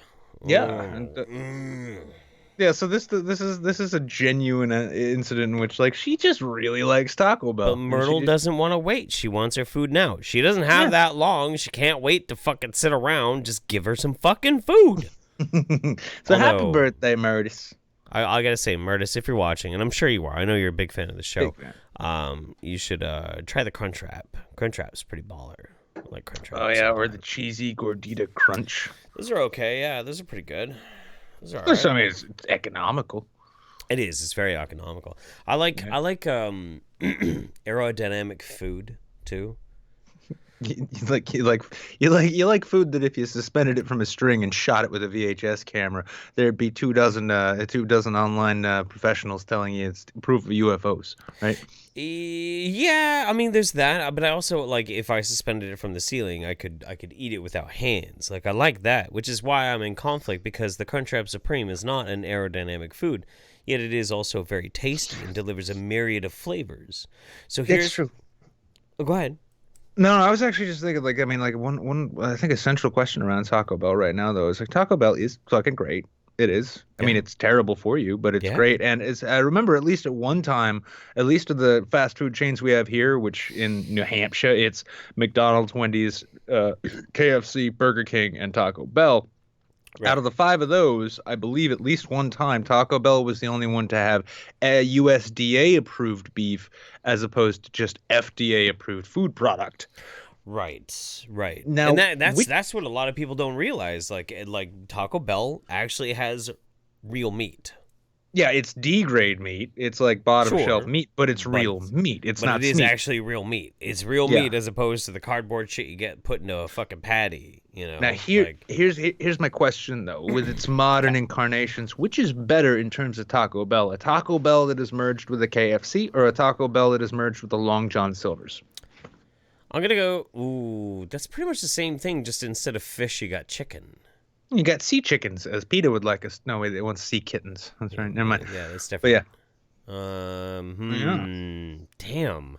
Yeah. I don't think either. I don't want to go to a Taco Bell combo. It's still a Taco Bell. Yeah, it's a perfectly good Taco Bell. Still, I mean, I don't know. You know what I miss, though? I miss Skippers. I have no idea what that is. Skippers is kind of like Long John Silver's. It was just like... It was fast food seafood, you know. You get your popcorn shrimp, you get your fish and chips, like that kind of thing. They'd have like pretty passable clam chowder.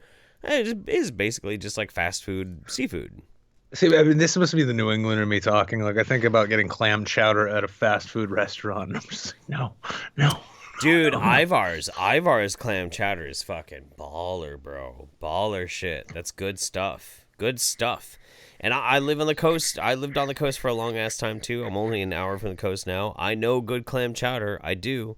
Ivar's, not good clam chowder, but only one step below good clam chowder.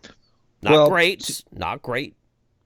Well, to Mr. Glidden, who owns this particular Taco Bell, and it sounds like it's the one that Murtis likes to go to, I do hope that, you know, because, I mean, we'll be honest, and it's a sad thing, but it's an honest thing. She's lived a good, long life. Probably isn't going to kick around for too much longer. Right. I hope she gets free Taco Bell for the remainder of her life. You know what? And if not, I wish there was a way I could... 8 years. I wish there was a way I could pitch in to get her a taco and an enchilada.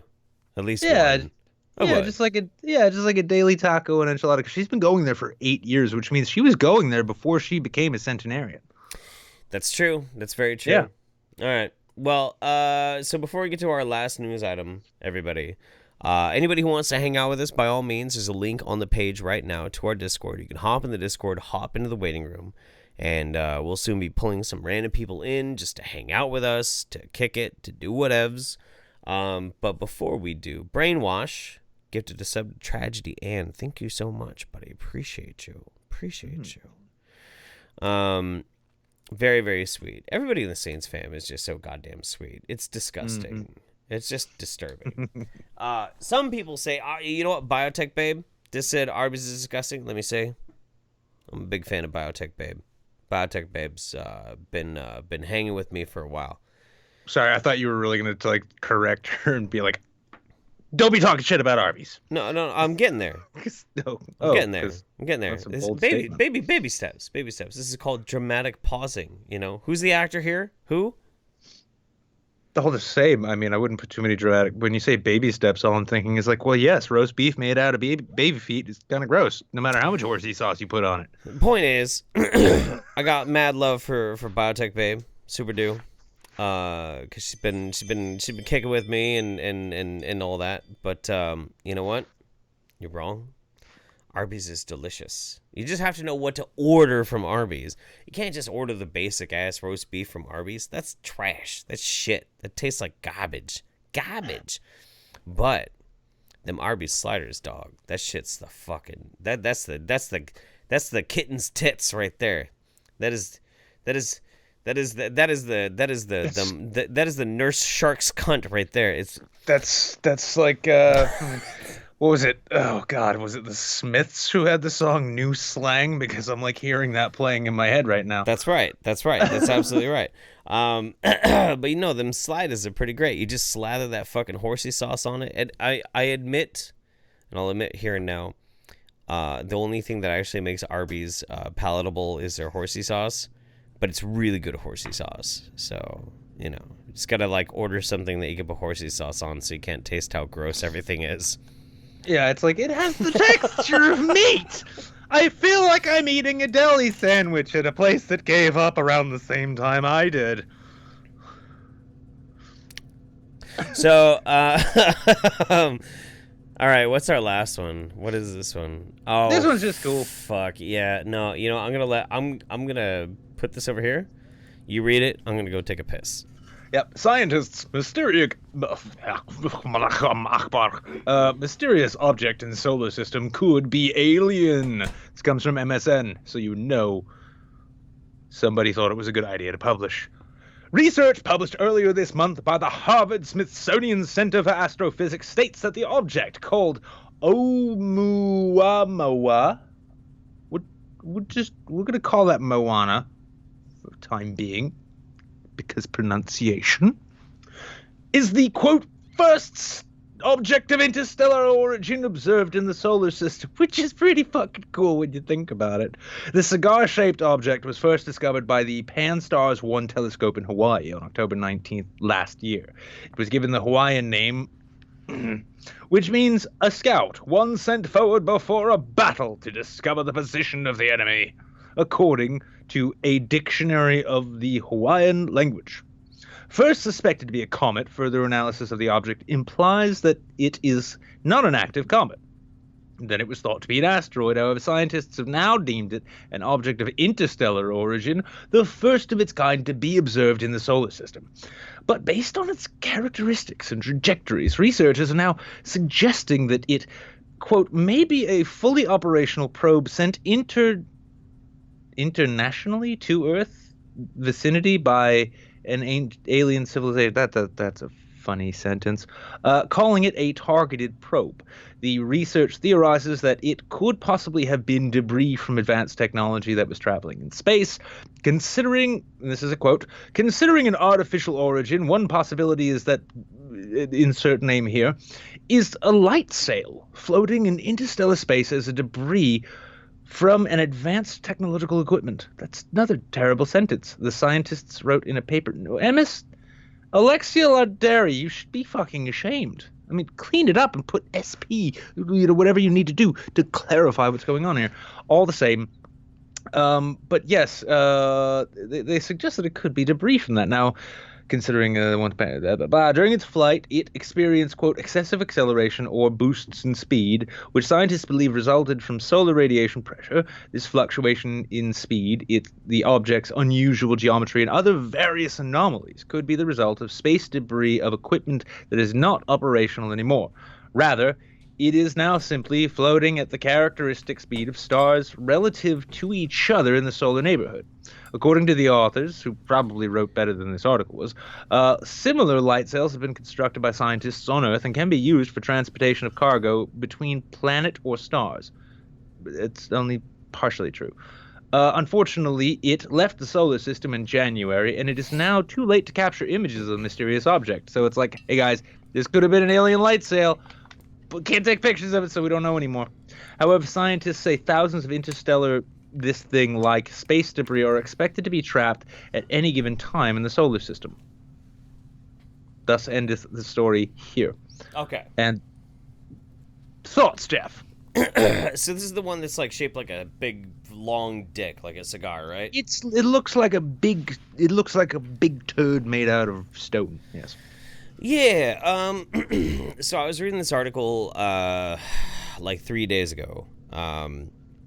And it feels, I mean, I'm not an astronomer, obviously, you know, this is not my area of expertise, but like some of the claims they were making seemed a little hyperbolic. Maybe there was another reason. Maybe the elemental composition of it is one of the reasons why it lengthened, and then its non-spheroid properties caused it to have like the weird velocity issues. I don't know. Or in the course of its travels, it got caught between two equally opposing gravity wells. Yet, while these things stretched it out, they also sucked it in and shot it back out like a slingshot. Because its velocity was able to escape those gravity wells, but the gravity wells were so equal on either side that it was able to stretch it out before firing it out the other side. Right. Well, and that's the thing, though. We're talking about extreme stressors of the basic fundamentals of nature, of forces on this thing. You know, you go through the deep cold of space, you experience extreme cold, but also at the same time, anytime you get towards any type of gravity, you're experiencing an extreme amount of heat. You get anywhere near a star, extreme amount of heat, and then it's off into space again, extreme amount of cold. That kind of shit can have a warping effect on it. Here's a really neat notion. Just occurred to me, but here, I mean, it's completely out there, but here's a neat idea. What if this was an otherwise roundish, or whatever the shape, odd oblong sort of shape that a comet or anything might have been? It began approaching the event horizon of maybe even within the center of our own galaxy. It began approaching the event horizon of a black hole, but before it was able to actually tumble in past that point of no return, got knocked out by another object which was being sucked in even faster. Therefore, its elongated shape had already occurred due to the immense gravity. It started spaghettifying or something. Yeah, almost. That's what they call it. That's actually what they call it, is when you get close. Yeah, when you're sucked down into particles. But at the same time, though, too, if perhaps there had been some kind of radiation or even dust cluster on its way as it was gathering speed, that itself could have caused enough frictional heat to heat the thing up to the point where when it began getting stretched out by that gravity, not quite passing the event horizon, but getting warmed up and stretched out like a piece of dough, and then it was, boom, knocked off course. Yeah. Huh. I could see it. Okay. That's neat. Okay. No, I find this stuff really interesting, really neat. It was more like the conclusions that were drawn, and like, because I read the CNN article, and they were like, this is a probe possibly from an alien intelligence. I'm like, slow down.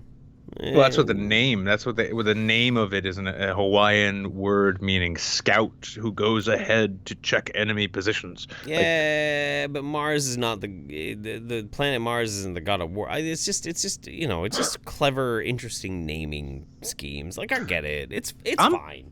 I'm personally in full favor of having to sex up whatever like astrological phenomena are going on to get public attention to it, because the very fact that sex up your space.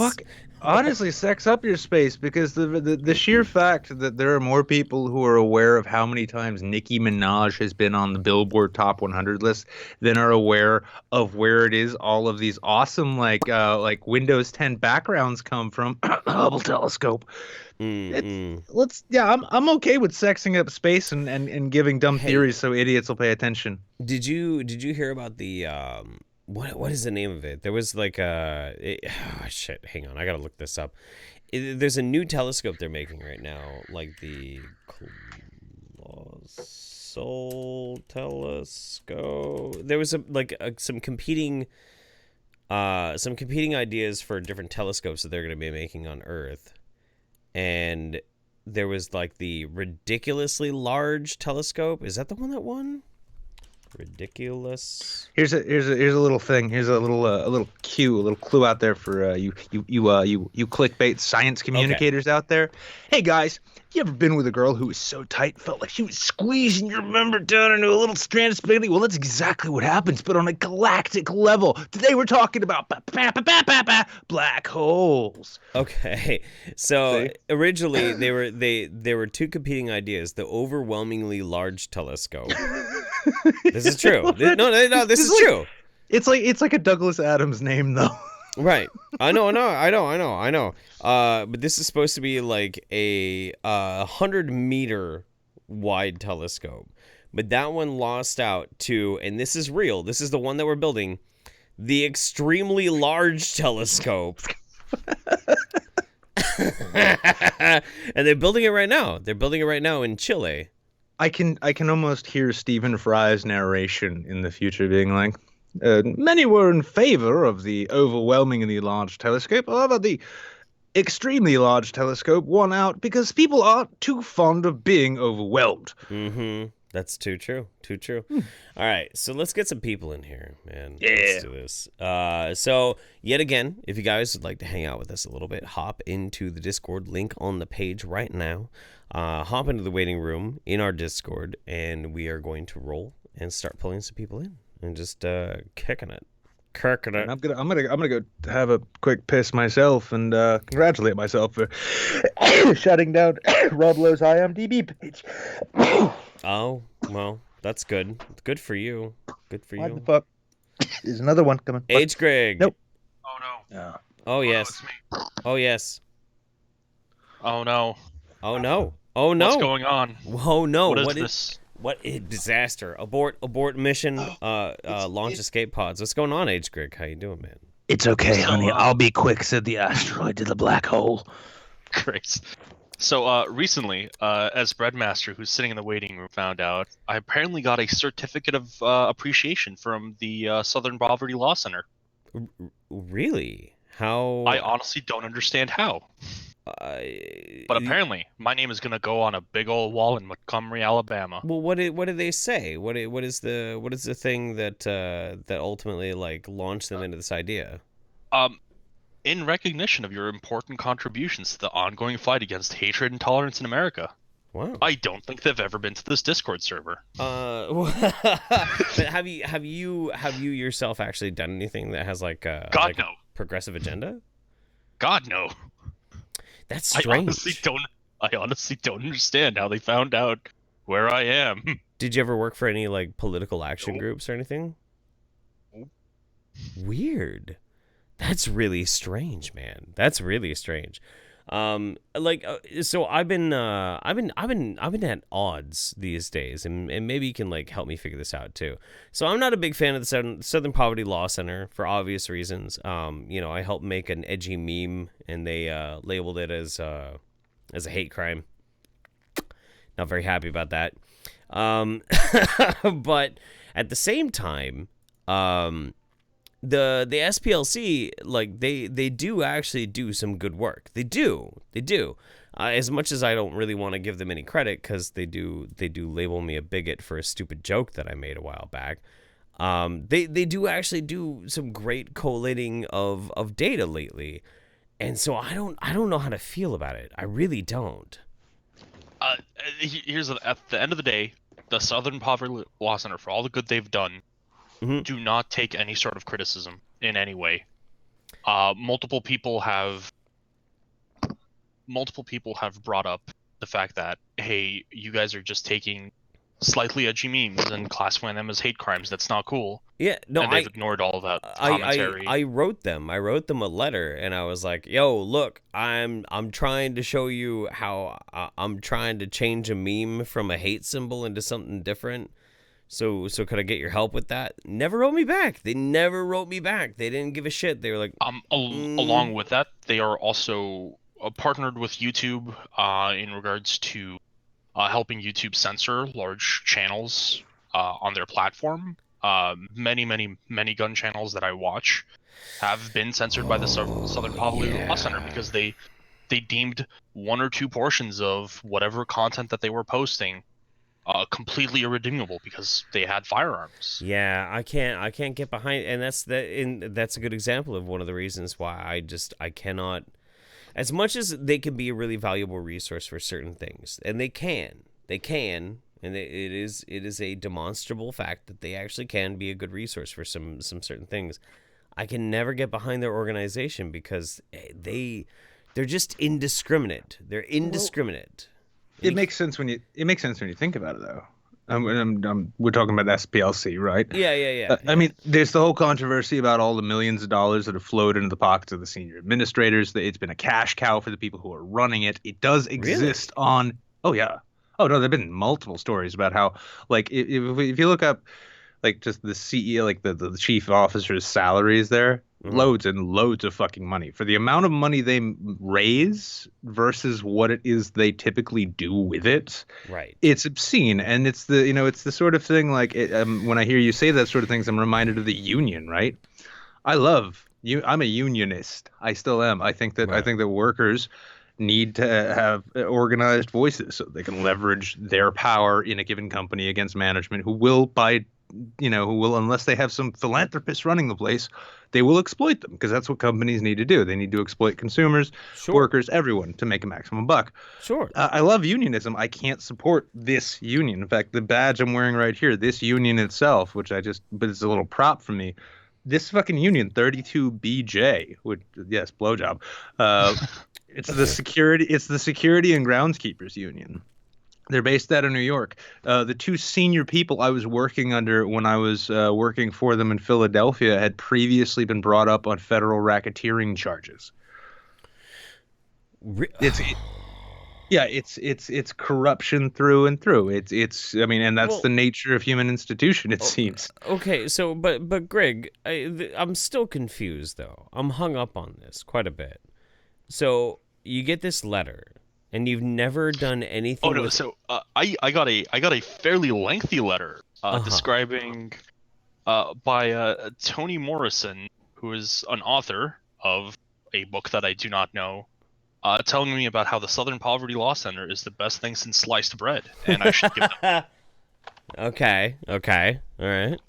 And also, here's a nice certificate. Please send us $15. But oh God. Okay. Well, okay, that's different though. But you never did anything with any political action group. Nothing. Wow. I have purposely stayed out of politics because California is a awful place for those kinds of things. What the fuck? This is Tony, spelled with an I, by the way. Oh yes. Oh, yeah, well, she's a graduate of Howard University. Cornell University, has been a recipient of the Presidential Medal of Freedom 2012, National Humanities Medal 2000, Nobel Prize in Literature 1993, Pulitzer Prize in Fiction 1988. So, real quick, we got some biddies from Drunken Peasants. They say Nick Gahers. It's good. Yep. It's good. Yep. And some biddies from the Priz. Thank you so much, guys. Appreciate that. Ben, I'm gonna spank you later. It's fine. It's okay. Oh no. Watched AddieMonster got himself handled, got the keys to the car on that one. I know. AddieMonster is a fucking brilliant troll. He's great. No, they were talking about maybe wanting to get some extra people in on the DP midterm show last night, and I tuned in, and there were so many people fucking talking and shit. I didn't even attempt. I'm like, no. It was like a 2015 live stream. Well, kind of, yeah, but like you had like, okay, look. So this is what Americans need to be talking about right now, and I'm like, I'm not fucking going on this shit. No way. No. I'm sorry. When some fucking jacked up Romanian dude is trying to tell me about my politics, I like that jacked up Romanian dude. I do. I like him. But when he's talking about the politics of my home country, I'm like, I'm not hanging out with that dude right now. I'll hang out with him later. He's not a dude. He's a gypsy. You see, the thing Americans need to do is they need I'm allowed to start. To say these things. I'm a foreigner. I'm allowed to say these things. They need to start leafing out of the back of trucks. Look, I got a certificate from the Southern Poverty Law Center. I'm allowed to say these things by law. Wait, where do you live, Greg? California. Oh shit! What part of is it? Northern or southern? Southern. Oh, okay. All right. Cool. Yeah, might as Yeah. well be a foreign Why planet. haven't you come and hung out with us during VidCon then? I did. You did? I was the one that gave you the patch. Oh yeah, shit! Oh fuck, dude! All right, cool. Yeah, all right, asshole. all right. No, now I know exactly who you are. Now I got your face in mind too. Shit. All right. See, this is the tragicness of being me. You go to conventions and the only thing you're certain that you can remember is that you went to a convention. Well, no, it's not. It's not that. It's that I need attachment sensations to remember things, because otherwise I don't. So Everything what you're just saying falls out of my is, next time, I pull your pants down. No, maybe if you touch my penis, maybe. I mean, more give than him a- willing. Just give him a Rob Okay, Lowe, okay. you know? Give him, just give him a Rob Lowe. You know, it'll be fine. Just clap that ass. That's all you gotta do. That's right. That's right. Oh God. I don't think anyone here wants to see that. Oh, you'd be surprised. No, that's not a thing you want to see. Trust me. Yeah, the only thing worse than a Saints e-fuck night is when Jeff's not the one in control. Yeah. Everyone's like, I'm gonna outdo him on this one. Yeah. Hey Nick, you want to come in here? No, I've got a bunch of cancer to do. You know what? I think AddieMonster's right. I think the title of this episode should be Rob Lowe. No. You know, it'll be an improvement. Yeah. And also, I already named the fucking. I already named the promo midterm Saints. So I mean, it's not like anybody watches this on YouTube. Yeah, no, dude, all of our engagement, all of our fun, for some reason, everything good that happens with this show always happens when we're on Twitch. We're on YouTube, sure, we make the show and people like it, and it's fine, but, when we're on Twitch, man, just magic happens. Yeah, it's because we don't have to worry about, Susan and her, flying monkeys. No, it's climbing because over you don't edges. have to worry about the Southern poverty loss. Oh, you know what? I think you might be onto something, actually. Yeah, you say some weird shit about Twitch to them, and they think you're just mocking people with disabilities. I do have problems with Twitch, though. I have some problems with Amazon. I do. But I'm not going to vocalize But at them the while end I'm of on the day- Twitch. No, you save that for the Friday show. Goddamn That's it! right. That's right. I'll save my Raise Bezos in criticisms. the meantime. I'll save my criticisms of Amazon for when we're on Friday. But otherwise, Please, Mr. Bezos, I have a Prime account. I swear. I do have a Prime account. Jeff's just still upset none of his product reviews were ever posted. They weren't. I went back and I looked, and none of them got approved. I've only had 2 or 3 in all of the times I've done them. I think I've only had 2 or 3 rejected, and one of them was because I tried reviewing Twitch on Amazon, saying how great it was because my show at twitch.tv/YouTube Saints, which is on every Wednesday, is a great way to go and enjoy Twitch, which is an awesome service, and praise Bezos. And for some reason, they're like, this is violating our terms of service. I'm like, oh, Jeff is just bashful, isn't he? I'm gonna have to go through to products that I actually bought and review them, because that way they have to get posted, But I have I bought a lot of And things. then just shyly slip in the YouTube Saints. One of the strangest things is the only product review I did last time. I think it was one of the solo shows when I did some more product reviews. The only product review from that night that got rejected was a product I actually never got, I bought but never received. And so my review is, this is the best mouse I've ever ordered and never received. Yeah. And they're like, oh, that violates our terms of service, I'm afraid. What? How? Doesn't make any sense to me. I reviewed a painting honoring circumcision, saying I love hanging fresco art of slicing up baby dicks above my kitchen table. They're like, yeah, that's a great review. All right, Griggs, anything you want to show, promote, put out there to the world, share with us? As of right now, no. Okay. Well, I'm glad you came on, man. I had a really good time. I'm glad I also came on. I appreciate you. It was a Good very fun talking to you, experience. Griggs. And next time, we all hang out in Anaheim. Instead of a patch, let's do a blowy. Oof. Why not both? ¿Por qué no la dos? Hey, there we go. Best answer ever. There we go. All right. By the way, Jeff, We did good. you notice I changed my nickname in Discord there? To Mahatma Fondu. No, I changed it since then. It's now Rob Get Low Low Low. Oh, I don't see it. It still says Mahatma Fondu on mine. Well, that's because they haven't added a refresh button to Discord yet. Fellas, the product research. All right, let's roll and let's see who's up next. Who's next? You decide. Oh shit. Okay. All right. Chance decides. Well, I don't know. I don't think we've actually had you on the show yet, but AddieMonster. It's AddieMonster. AddieMonster. Aloha. Oh, hi. Sorry, I had to mute Twitch. Oh yeah. No worries. AddieMonster, how are you? How's it going? Sorry for all the like really low ball streamline. Are you kidding me? Like that's like what I fucking live for.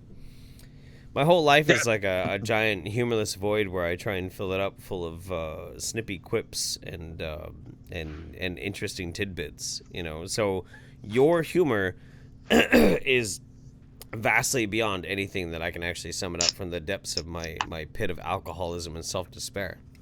And as for me, I am like the Police Benevolent Association when they call you once or twice a year. I survive purely on small donations. Well, thank you for saying so. Yeah, absolutely.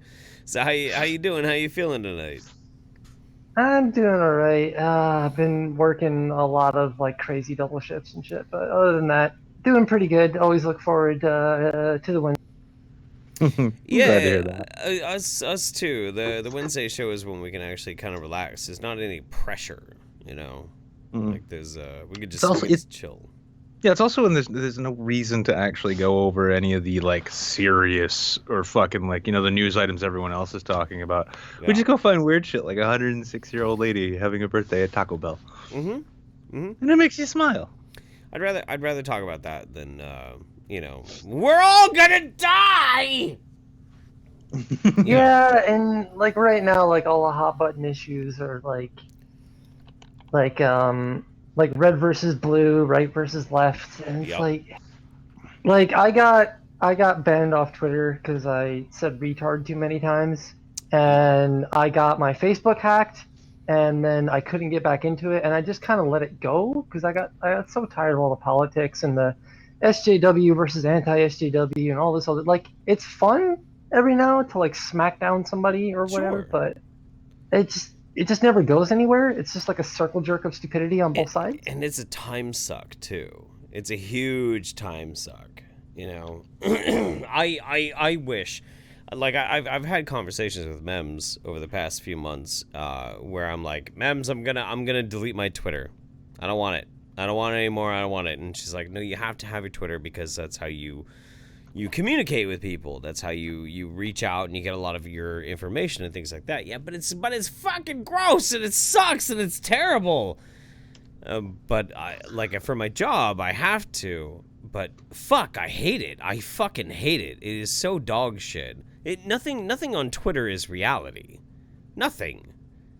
It's all claptrap. It's all a bunch of bullshit. Like I see people who I like a lot, who you know, are real, genuine, compassionate human beings. I'll see them on Twitter and they will regurgitate every fucking god-awful right-wing talking point ad nauseum. And owning the libs and owning this and owning that. And I know, like, if you talk to them in real life, like, they're probably a really sweet, compassionate person. It just fucking annoys me. It annoys the shit out of me. I don't want any part of it, but I have to. I've tweeted a few things out, but I'm not engaging in any like conversations if I can help it, because there are no real conversations typically on Twitter. I had a chance to have a decent-ish one with Jake, and it was all right. Oh, there were from some people Bible Related? Yeah, Yeah, I mean, that was good, but we had the very fact that you have to make a defined point to maintain, like, no, this is a grown-ups conversation. You know, it's not for shit posting. It's not for like, oh, I'm gonna be like an edgy fucktard and really just own and this and that bullshit. Sure. And it was, I mean, it was a good conversation, but those are so few and far between. And what really actually pushed me off was that I tweeted something to the nature of just in my observations of social media. So you log onto social media, you see a bunch of people acting fucking terribly. You think to yourself, everyone is fucking terrible. You go along with that for a while, and then eventually you start tweeting out you start posting terrible shit. Then some new person comes along and they see social media and they see your shit and they think, wow, everyone on social media is fucking terrible. Then they start acting fucking terrible. And the response I got to that was like, lol, you got to sack up and just like, pwn those people. And this is so much fun. Like, all right, you know what? Like, go the fuck back to junior college, please. Well, okay. So, Addie, what is the most surprising interaction you've ever had on social media? Oh, that's an easy one. One day I was working at an auto parts store back in like 2016, like early 2016. And we were having a really slow day, like no customers were coming in. So I was just on Twitter all day. This is obviously before I got banned.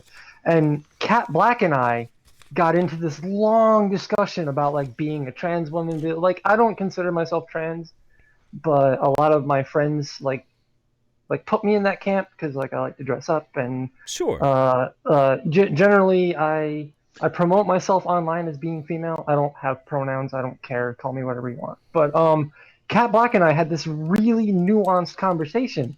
And at the end of it, I was just like, why can't you come across this way on your videos? People would like you a lot more. You gotta admit, though. Dude. Oh, go ahead. Oh, I was just going to say, you got to admit, though, I mean, one of the things I've actually recently come to, like, I want to just fucking applaud Blair White. For which, I mean, it was like a month or two ago, but she made a video pointing out how, like, reason she backed off from online social media politics and shit is a lot of these people who've, like, made big careers and they've got their, oh, this is my show, we're going to own the libs, whatever. Like, they've told her shit like, oh, like really like pump up the idea of you being protested, like really play that shit up because it's so good for your numbers. Right. And it's like, and when you got somebody like Blair, and I'm not saying Blair's like a phony in that sense, but when you got somebody like Blair who never really seemed to set out to be some political thought leader, straight up saying, like, this is why I got out of this is because the environment is fucking disgusting and the people who are involved in it are largely fucking fake ass phony people who are disgusting in their habits. Right. It should tell you a lot about where things are. That's something that I think a lot of people don't really quite realize too. And I'm not gonna be able to convince anybody of it either because she's gotten so big and so fast. But like I remember when Blair first hit the scene and she was a very small YouTuber, she first got blown up by Shu and that sort of thing. Me and Blair have been friends for a long time. It's really easy to get this idea of who you think Blair White is.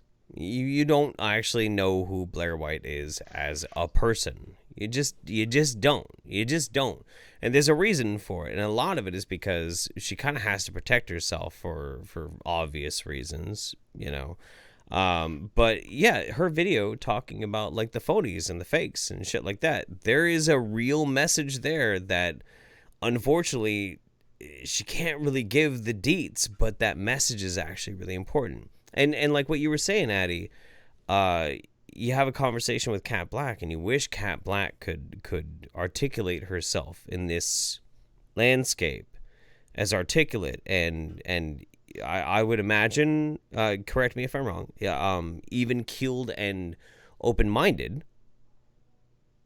Am I wrong on that? Oh no, she was absolutely lovely. Like, she was wonderful to talk to you. She'll like listen to you. She'll let you speak. There was one point where like one of her fans was like adding the hell out of me, like, get the fuck out of here, you're white privilege, you don't know, blah blah blah blah. And Kat was like, hey, let her speak. Right.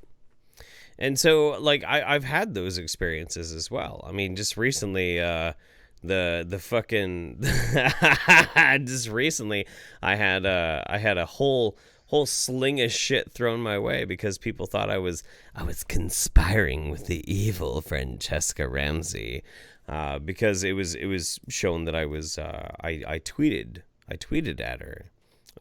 Well, I'll put the rumors to bed right now.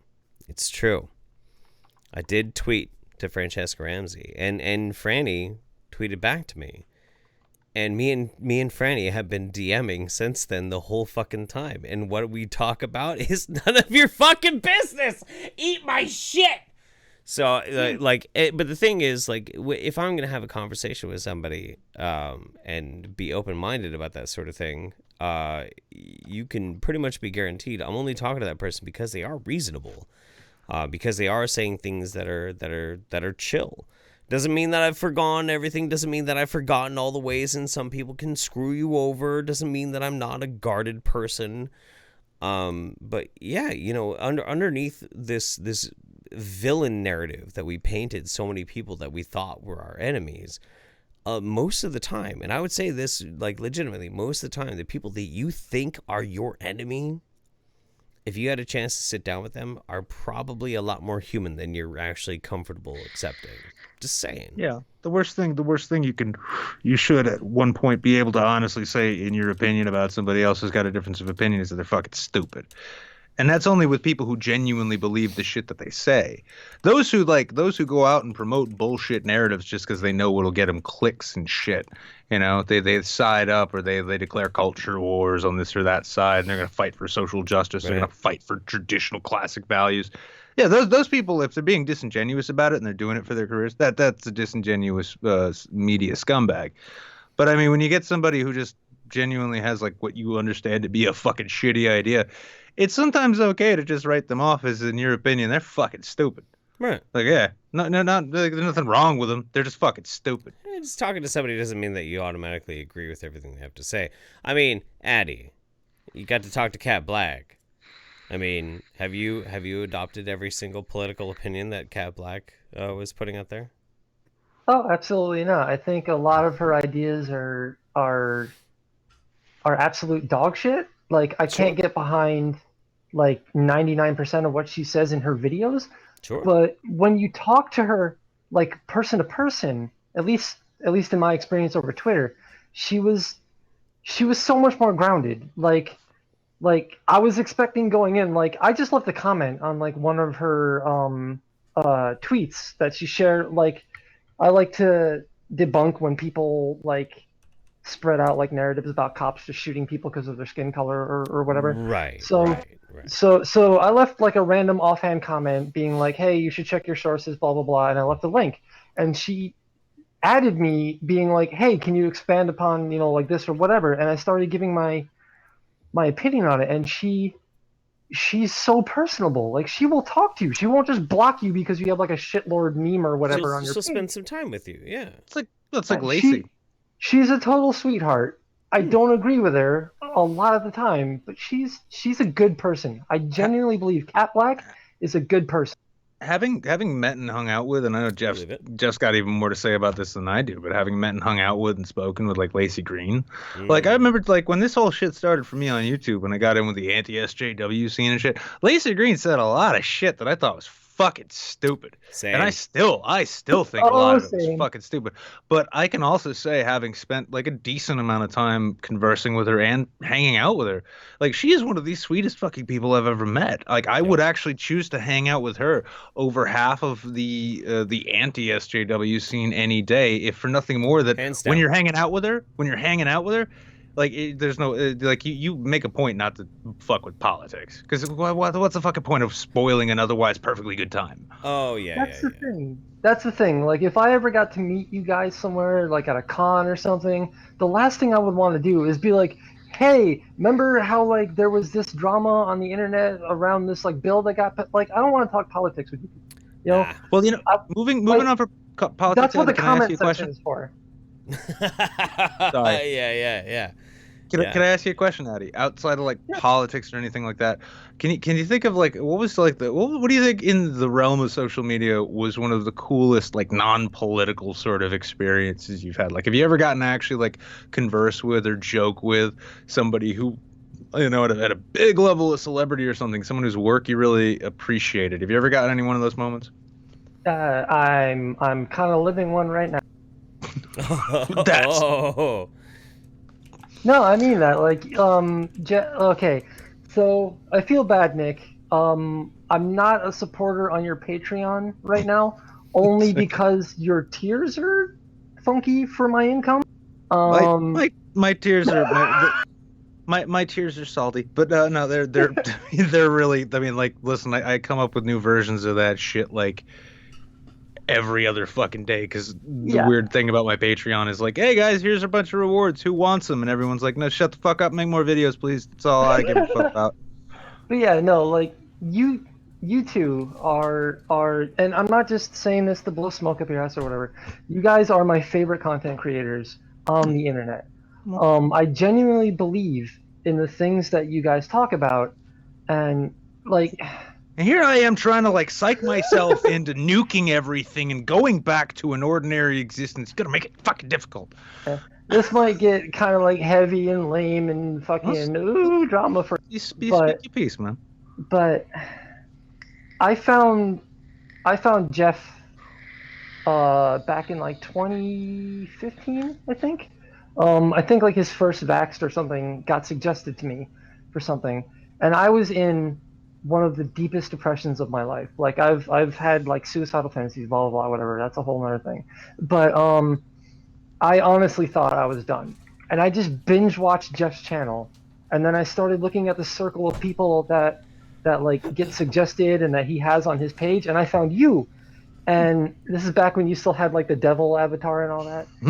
And thank you, Robin Gething. Yeah, for that. I just fell in love like with your guys' content, and you pulled me out of this like shitty miasma of like depression and like I don't know if I'm gonna be here next year and all this crap, and like whatever, cheesy, blah blah blah, whatever. No, I love honest. you guys. I genuinely love you guys. No, that's why I don't feel bad appreciate... about like making it rain on you guys with $1 Streamlabs all night. Well, we love you too, man. We do. Yeah, we do. And you know what too? I like that we're actually hosting the kind of show where people can be that kind of honest, because I think one of the things that's corrupted these environments so much, and there's a lot of that. Like I could actually say back in like 2013, 2014, when I was going through the real shit with the family courts, right? Finding people like Dr. Randomercam, when his silly, hilarious, but like very pointed kind of shit. Oh, like, Mike is beautiful. Yeah, Mike was one of the first people I discovered on YouTube, period. And seeing that like I wasn't the only one who was seeing there was something fucked up in the way feminism was affecting the world, and that I wasn't like, without having to be some evangelical Bible thumper. That really helped me a lot too. And we've gotten to a point now where like everyone is so fucking convinced that when they're on the internet they need to look like some kind of lol, I don't give a fuck, bro, kind of bullshit, that like we lose that common humanity. So I'm glad you were able to fucking say that, dude.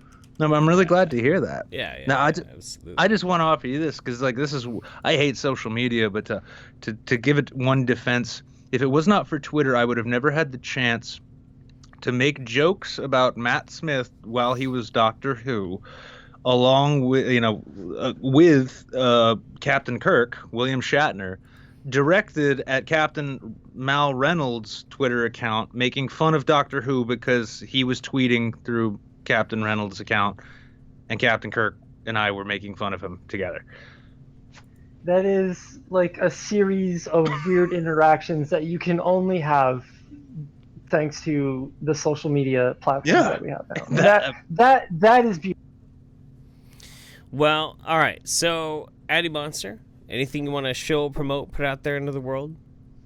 Yeah, I was kind of trying to figure out what I wanted to do if I got on tonight. I think I'm gonna share a little bit of positivity in the world. I'm a big fan of animation, and I like people that do like artsy commentary on it. Absolutely. A lot of people may have seen some of this guy's videos suggested, because he's recently picked up Steam, and I love him. His name's Breadsword.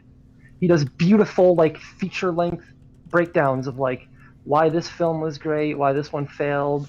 Breadsword. Okay. One word? Great. Yeah. Yep. Breadsword. Oh, I'm subscribed. Excellent. Okay, cool. Got it. Well, Addie, thank you so much for joining us, man.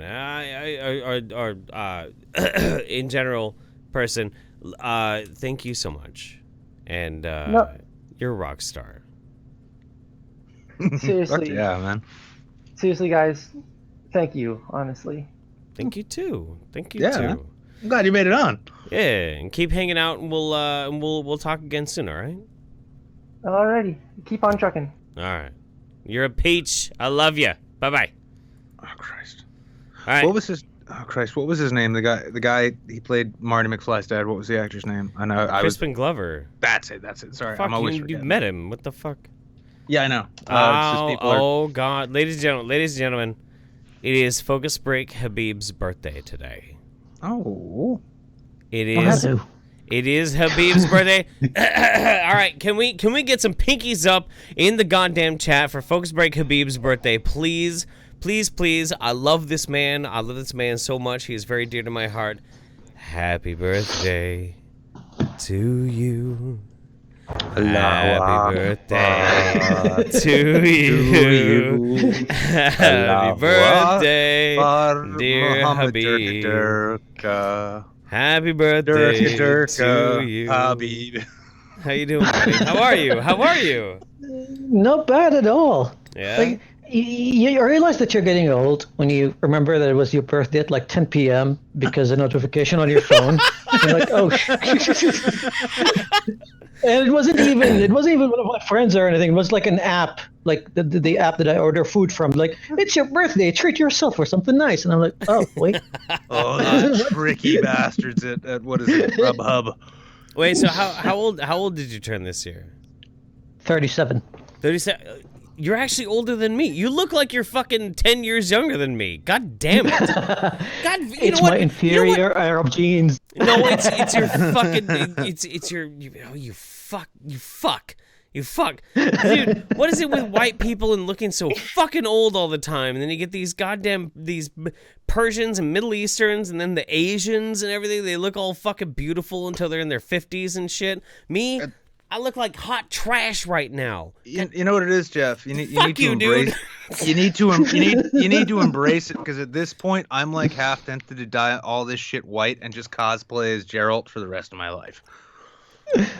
No, I mean, when it comes to Asians, I think that one day they wake up in the morning and they're just like old and shriveled and like they're like 10 inches shorter or something. It happens like like Russian women.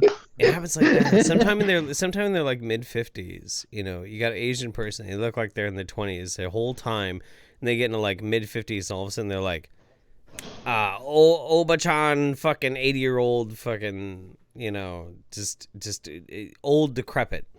And it happens all of a sudden, just bam, like that, and then they live another 50 years while all my relatives die in their 70s. So, you know, it's very sad. Yeah, I mean, I got the lucky genes from my family, I guess. I guess. Like my great grandfather died at the age of like 110 or something. What like, the fuck? He was taken so early from this world. Grandfather, on the other hand, like he was a heavy smoker, so he didn't make it that long. Oh, sure. I love that. Grandpa is a heavy smoker. He makes it to 107. We also report tonight about a woman whose favorite restaurant is Taco Bell. It's like 106. For the last 8 years, she's been eating there every day. Happy birthday, Grandma! Have an enchilada made from pink stuff. Oh, fuck. Yeah, it's good stuff, man. What are you playing lately, Habeeb? Been toying around with Elite Dangerous a little bit. We've got a new update in that game, so a little bit. This has been what, like a year and a half for you now, where it's like almost 3 years exclusive? on and off. No. I played a few games. I played a few other games. Soul Calibur 5, Soul Calibur 6. Sorry. What else? Let me see what I've been playing on Steam. Wait. So you're doing are you Soul Calibur 6 on PC? My neighbor has it on PS4. I don't have it on Steam yet. I might get it later. If you get it on PC, I'm gonna Shrek you up from the neck up. With Ivy, I will fucking destroy you. You don't have a chance. Well, bring it. Well, it's a bit of a cultural divide here, though, because here's the thing: in like Arabic and Muslim cultures, typically, like when a guest comes to your door, it's a gift from God, and you're obliged to let them in. What happens when your neighbor finds out you've got Soul Calibur and you don't have Soul Calibur, and you go over there as a guest every day to play Soul Calibur? It's like it's got to really be a bit straining. It's like I know how Job felt. Well, he's Indian, so it doesn't matter. What the fuck did you just say? Oh my God, Nick. Jesus Christ. So, yeah, that's wild. That's yeah, we've been playing, okay, for the past, a couple of days ago, I had some free time. So what I ended up playing is a game that I just discovered.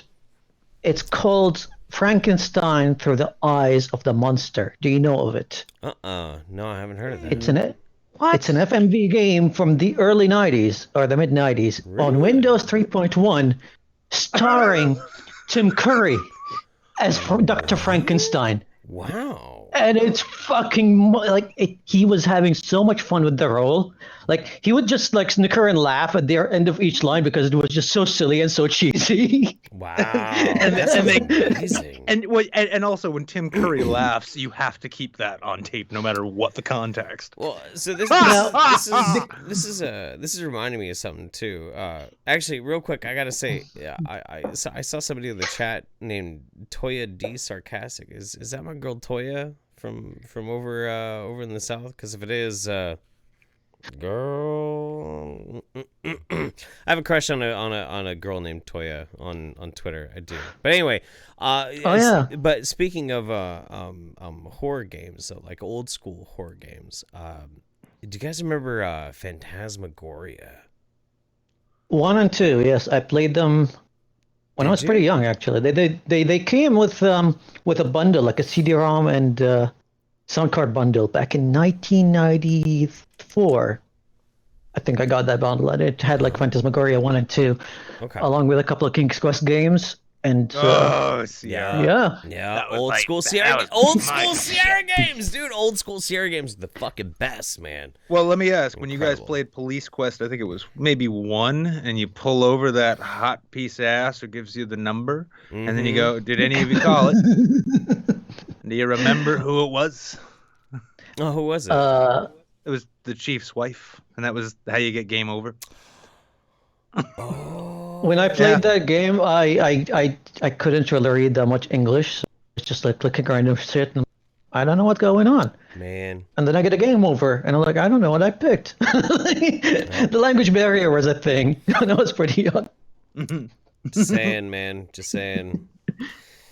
I know. How was your English when in the age of Myst?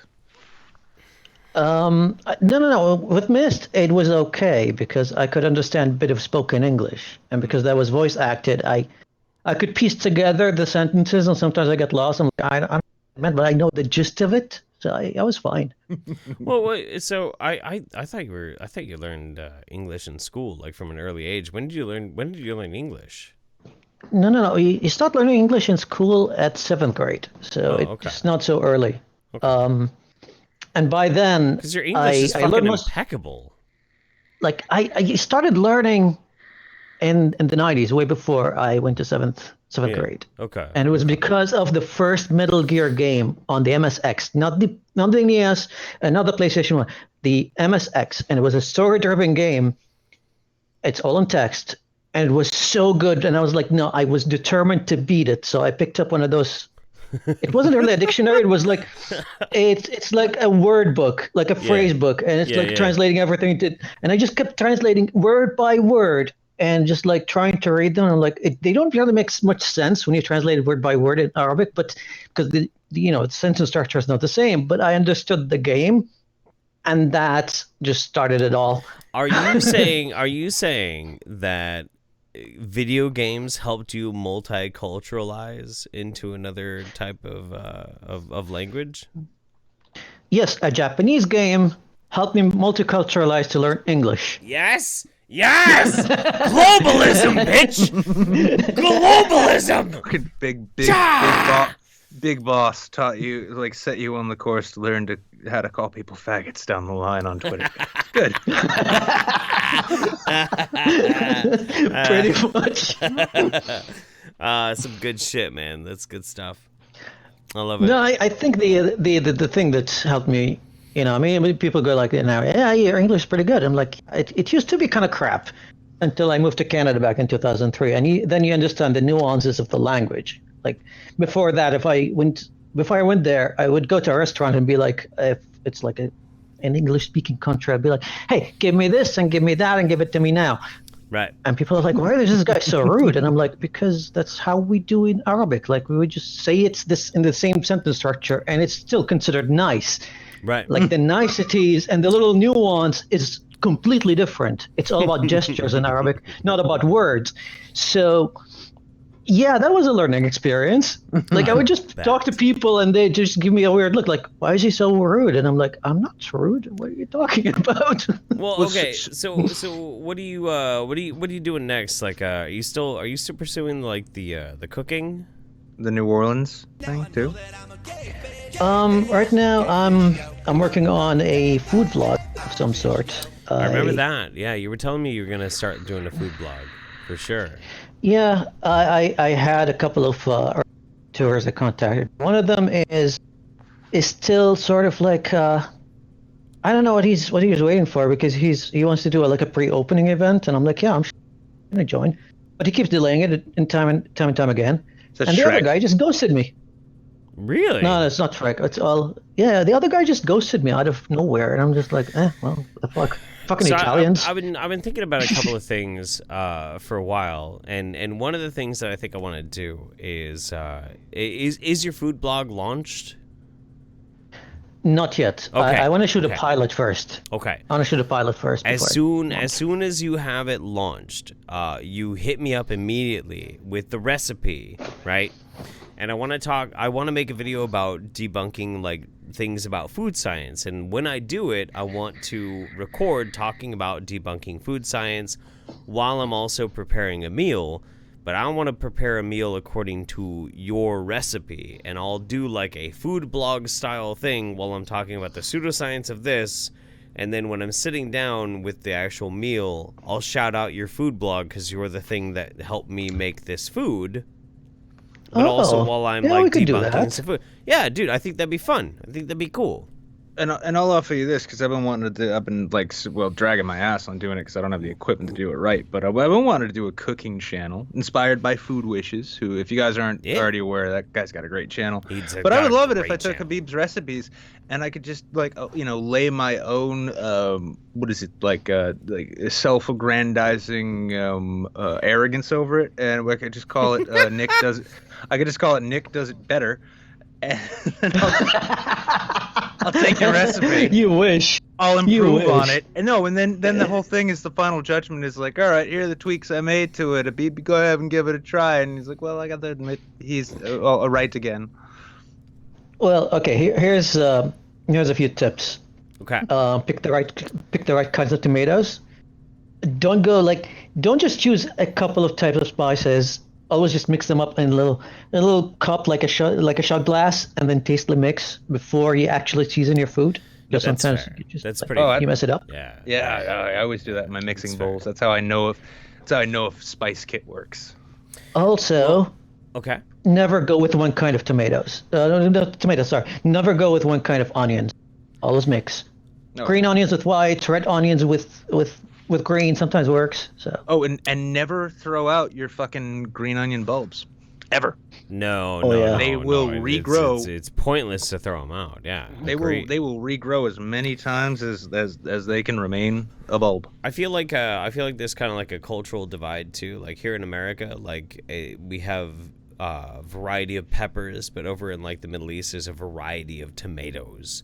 No, it's not a Middle Eastern thing. In here we've got like two, maybe three strands of tomatoes that are grown locally. I'm just lucky to live in Dubai. If I go to the supermarket, there is like in the produce aisle, there's a whole section of tomatoes, and I go like, do I want Dutch tomatoes, Spanish potatoes, or tomatoes, or do I go with Polish, Japanese, Chinese, American? And it's all there. And tomatoes have such a utilitarian taste. You just have to know how to harness them. That's what's so interesting about it too. Dude, I could food geek with you for fucking hours. God damn it. Yeah, the thing is, I like cherry tomatoes. To taste to them, and I kind of like it, that little tanginess. But you can't just use those. You can use them just for salads. But when it comes to cooking, you add another type of tomato there, like sweet tomatoes, maybe that would work sometimes. Especially for pastas. Yeah, well, I mean, also too, like the guts, like the consistency of the guts changes. Like if you want a good diced tomato, you got to just go with kind of just like this, like from the inner skin to the rind, and you carve everything else out and put that in your stock or whatever, and then you chop those up. Other times, though, those guts can be so thick, it's like, well, fuck it, that's going in there too. Well, yeah. Habeeb. Yes. I love you. You're amazing. I love you too. How long have we been friends now, by the way? I would say 6 years. I want to 4 say years. The three of us have.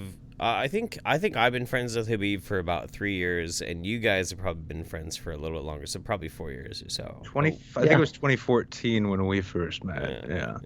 Yeah, we met something around. I think it was because we were at the Christmas party of like the New Year's party thing on the open house in 2014. It's true. Yeah, but we're long overdue for actually having a moment where we can hang out together. So we got to make that happen at some point. But before we do, anything you want to show, promote, put out there into the world, buddy? I don't know. Just okay, something to show. Not mine, but it's something I've been enjoying a lot. Okay. For any sci-fi geeks out there, if you're into sci-fi and you want to just like have something like a hard sci-fi, move from like, okay, gravity just works in a spaceship that is not even rotating kind of sci-fi, and just more grounded in science. There's a channel called or a YouTuber called Isaac Arthur, and he's a futurist and sci-fi writer, and he's a physicist. And so the idea is a future Saints guest is what you're saying. He's pretty much a futurist. That's what he identifies as. And the ideas that he talks about would just blow your mind. He would have like 40-minute videos. Life or civilizations at the end of the universe, after the death of all the stars. And we just go like, how would civilization survive? Oh, wow. And he would start constructing these kind of constructs where if we end up in a world or in an age where we can digitize our consciousness, if it's digitized, then it can be slowed down, because computers, if they're on a faster cycles, you pretty much perceive time at a slower pace. This so how slow? Interesting. And how slow can you get? Depends on how cold it can get. And what's the coldest place it can be in? Orbiting at a black hole. Wow. So you'd have these clusters around a black hole, preserving continuous consciousness of whatever creatures we are at that time. And that would be like a future civilization. And by the way, that's the idea of Isaac Asimov in his short story. It was The Last Question. He kind of floated that idea too. I'm looking at the titles of these videos, and they look absolutely amazing. And also, our buddy Tickle Trunk says Habeeb needs to be on the show sometime. Damn it, with his fucking camera on. God damn it, let's just do this. You know what? I think he's got a good point. Maybe we could do like a hardcore sci-fi stream sometime. Or maybe when we launch that inevitable podcast of ours, which has been now asked for and discussed between us so many times, maybe our first guest ought to be very true. But yeah, dude, I mean, like fucking fuel for thought, man. Absolutely, that sounds incredible. God damn it, Habeeb, I got a whole new thing I'm gonna have to fucking binge on now. Oh yeah, binge on him, because, by the way, a fair warning for anyone who wants to check his channel later on, you will laugh for the first 5 minutes, because the guy sounds like Elmer Fudd. He has a speak impediment, and you just can't. He makes fun of himself. He even if you don't understand me, please turn on the captions, because I know it's a speak impediment. I can't really help it. Yeah, that's fair. All right. So, yeah. Hey, you know what? Happy birthday. We love you, buddy. What was that channel name again? Mr. Tickle Trunk, who's returned. Isaac Arthur. Isaac Arthur. Isaac Arthur. Yeah, That's the name of YouTuber. Just look him up. I'll put the link in the chat right here. But we love you, buddy, and happy birthday to you. We'll talk to you again soon, okay? Thank you. Bye-bye. Good night, dude. Bye, buddy. Good morning. Laters. Whatever the fuck it is for you in that fake-ass time zone. All right, we got time for one more. We actually don't have time enough for one more person, but we're gonna do it anyway. Yeah, we're going late tonight. We're going late. Fuck it. I'm not letting the fucking clock tell me when I stop. Oh my god, who's texting me right now? What the shit? Oh, good. Yay, awesome. I have an ice delivery coming. What is this? What is this, like 1800s? Is this some guy coming up with like a pair of tongs and this giant cube hanging from beneath him? So, catching up real quick, we got Tickle Trunk gifted a sub to Dead Wolf KB. By the way, oh, hello. Thank you, Ice Wench. Would you give me a kiss, Ice Wench? They can't even see that you're like standing there in this sports bra and like a fucking sexy ass pair of yoga pants. What the shit is this? What are you trying to do to me, devil woman? The fuck you trying to do to me? Get in sports bra. Get in sports bra. I tell you what. I get in sports bra. I'm gonna fucking Shrek your ass later. Anyway, get the fuck out of here. I'm trying to do shit. Don't do shit. No, I love you. No douching. I love you. Don't hurt me. Don't stab me in my sleep. So anyway, stab him when he's awake. Oh yeah, Tickle Trunk gifted a sub to Dead Wolf KB. But here's the thing though. When is Tickle Trunk gonna get into the waiting room for the YouTube Saints? When is that gonna happen? Good question. When is he or Larry? Because I think we talked to Larry at least once. Yes, and I believe we talked to Larry once. Larry was a sweetheart, but Tickle Trunk has been like this. No. I hide behind the scenes. I'm in the shadows. I'm behind the curtain. And if that's what you want to do, that's totally fine. But I'd like to verbally suck your dick sometime. You know, it's fine. Watch. Anyway, he's secretly. You remember that show on Comedy Central, Kid Notorious? No. No. Oh, that was such a good show. It's based. Was it? Around, yeah, it was. Was it? Was it really? Was it? Did you enjoy it? Did you get a little laugh out of it from time to time? Well, yeah, no, it's all about this like epic Hollywood producer guy who's just like, hey, I'm just gonna drink Manhattans and hang out. Hey, so quinnmag. Good name. What's up? Hey, hello, quinnmag. How you doing, man? How you doing? Welcome to the YouTube Saints. Good. Just chilling. Chilling.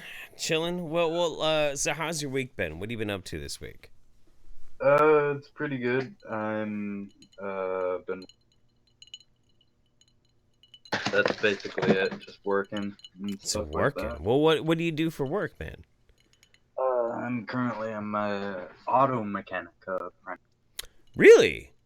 God damn! I wish I learned. No, that that's shit. good. No, that's dude. That's no, dude. There's something to be said for fucking mechanics, man. Like there's a. Anybody I know who works on cars or computers always says the same thing. They're always like, there's two things on earth you never want to let your friends know that you can do: work on cars or work on computers. Right. Yeah, that's kind of what the guys I've been learning from are. Yeah. Yep. So are you still apprenticing or what? Oh yeah, I literally just started doing it. Well, good though, but that's a badass fucking trade. That's a badass trade. I was originally gonna go into welding, and I still might, but you know.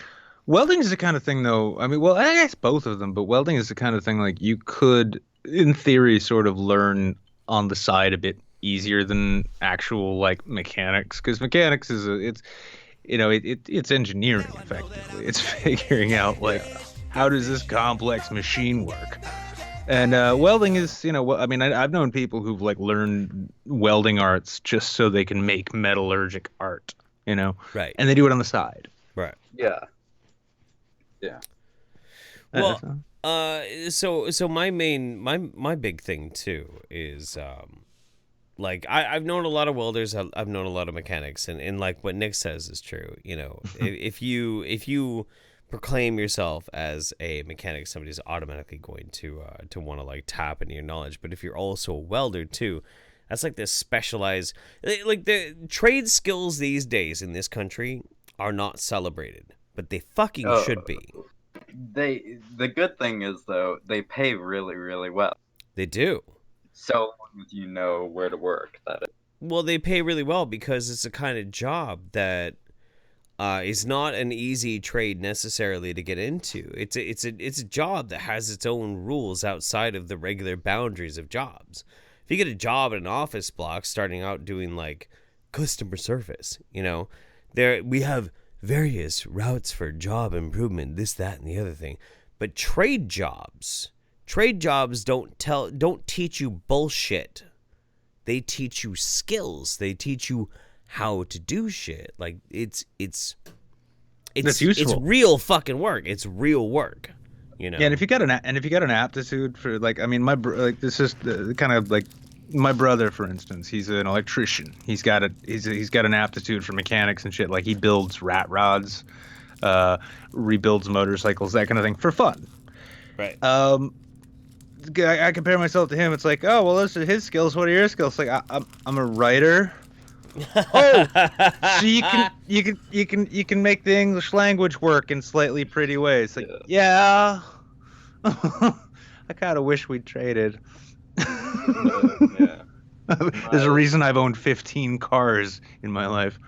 An interesting thing is though that even like is a thing within the trades. All the guys that I work with constantly complain about how they don't have useful enough skills because their uncle or cousin or whatever is in air conditioning and he makes way more. Everyone else's trade is better than mine. Yeah. Literally what it is. Well, I mean, like welding. Like I've heard with welding, like if you get into like underwater welding, especially on like that's I was gonna either eventually go down to become a scuba welder or a on ship. That's like some welder good fucking money right there. A merchant ship. That's some really yeah. I mean, good some of them money. make like 300. Yeah, and even just in terms of like what you do, it's one of those things like if you're out, like, you know, you're out having a beer, you end up drinking with some strangers, talk about, oh yeah, we laid this concrete down, and oh yeah, I'm like a municipal engineer, we put all this track down. Oh, what do you do? Oh, I'm a scuba welder. I repair fucking battleships while they're at sea. How fucking awesome is that title, right? It's good fucking money too, is what it is. It's good fucking money. God, it's not only a badass job, but it's good fucking money. Well, what do you do? What do you do in your off time, man? What do you do with your free time? Game a bit, you know. Yeah? I'm a film fanatic. I love film, so that's what I was originally going to school for. Was I was going to get interested in film, and then I was like, there's like a 95% chance that's not going to take me anywhere. So trade. That's fair. No, that's fair. Yeah. That's cool. What are you playing lately? Geez, let me look. I'm a big strategy person. System Hearts of Iron 4. System what? Hearts of Iron 4. Ooh, okay. Yeah. Okay. What? I don't know. I've been playing a lot of my older games, so I've been playing some Mountain Blade War. Oh yeah, boy. Yeah. It's so hard to play that game and not cheat too, because it's like, it's a text file. Yeah. Well, not only that, when you open the game, there's literally a check mark like, do you want? You ever play the Mountain Blade Warband Napoleonic Wars expansion? Oh yeah. Dude, I actually played it, like, seriously. Like, I think it was a few years back, I was spending, like, at least an hour every day of the week playing that. Not specifically, because I was part of, like, a clan. It's so you were going light. Yeah. Dude, I have, 561 hours in it, and that's mainly from the last, like, year and a half. to let everybody out there who knows, anybody out there who's still watching the show right now, Napoleonic Wars expansion for this game, Mountain Blade, is Napoleonic era massively multiplayer war simulation. So you got all these dudes in these like posh British and French uniforms with muskets. They have muskets, so it takes them like 25 to 35 seconds to reload these muskets. You take aim. Yeah, you take aim, and you got the dude dead to rights in your crosshairs. So you fire the shot, but because it's a musket, it goes, like, and you don't fucking hit him, you don't kill him, and they're still storming the walls. And then you're like sitting there trying to reload, put the wad, put the powder. Put the fucking ball. Oh, take aim. Bam! I missed again. It's hilarious. It's hilarious, and it's one of the most fun games I've ever played in my life. It's so fun. I was like the marksman of my kind of group, I guess, competitive group. Really? I managed to figure out kind of how the shooting mechanics worked on a technical level, so I could hit people from like halfway across the map. Wow, damn, so anytime really? we win, we played like competitively, basically. I'm kind of afraid to mention the names group because we kind of got a bit infamous in the later years of our group because we're disbanded now. Sure. But we kind of got infamous for fucking with other people a lot of the time. Like, I love that kind of stuff though, man. Like that's because I'm an old school clan style, you know, first person shooter kind of dude. You know, like I cut my teeth on like original Quake and shit. Like I was all about this kind of stuff. And the Mountain Blade Napoleonic Wars thing took me all the way back to old school clan action with video games. You know, and I loved it. I thought it was great. It's fun shit. Yeah. Nah. Absolutely. That was one of the actually when I built this gaming PC with a big fancy 1070 card and shit. Mm-hmm. Yeah, I mean GTA was up there. Really wanted to play that. Wanted to get Rust working fine, but what I was most excited about was seeing how big I could make Mountain Blade. Oh yeah, getting that like 300 cap or what. Yeah, you get like the modding, like the aftermarket sort of modding software, just where you can like augment the size of the battles, and like you get to a certain level, and like even it says like even with your computer, we don't recommend going over this side. All right, do what you want. It's like, this is like eventually you're like, oh, this shouldn't be getting slow now. This shouldn't be getting slow. These are all polygon people still. What the fuck? Oh boy. 10 minutes go by and you're like, somehow I won.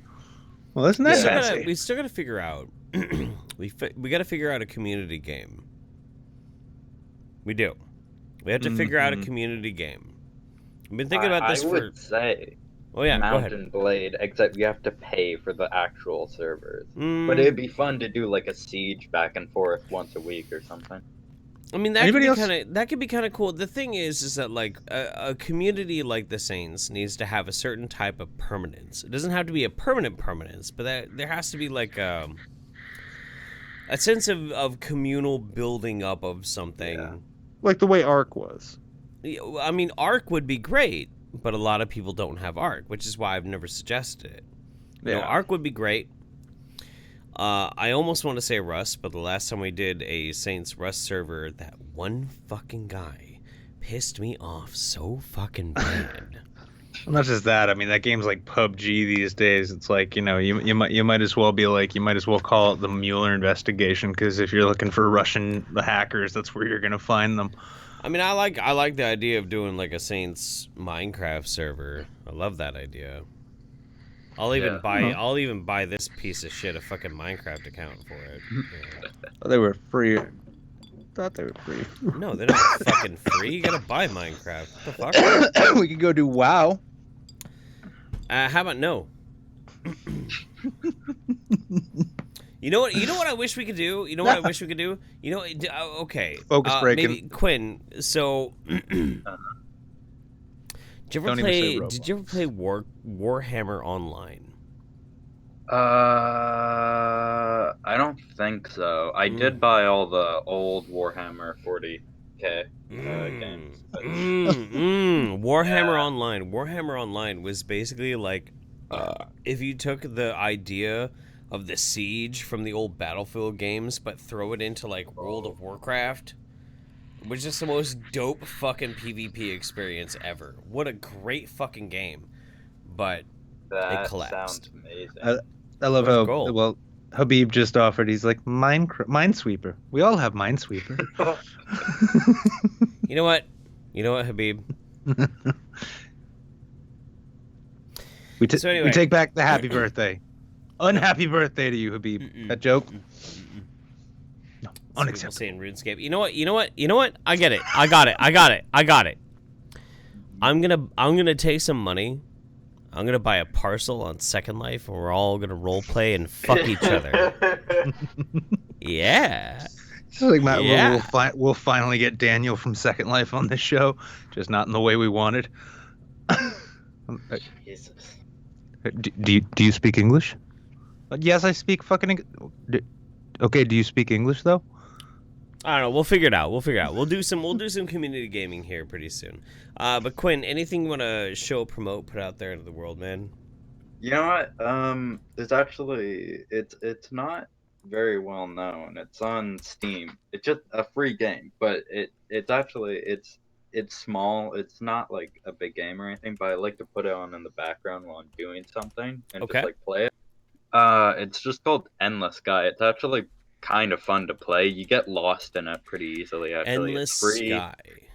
Yeah, it's free. It's actually pretty fun to play around while a video is going on or something. I was playing it earlier, watching this. Is it on Steam? Yeah, and it's just for free.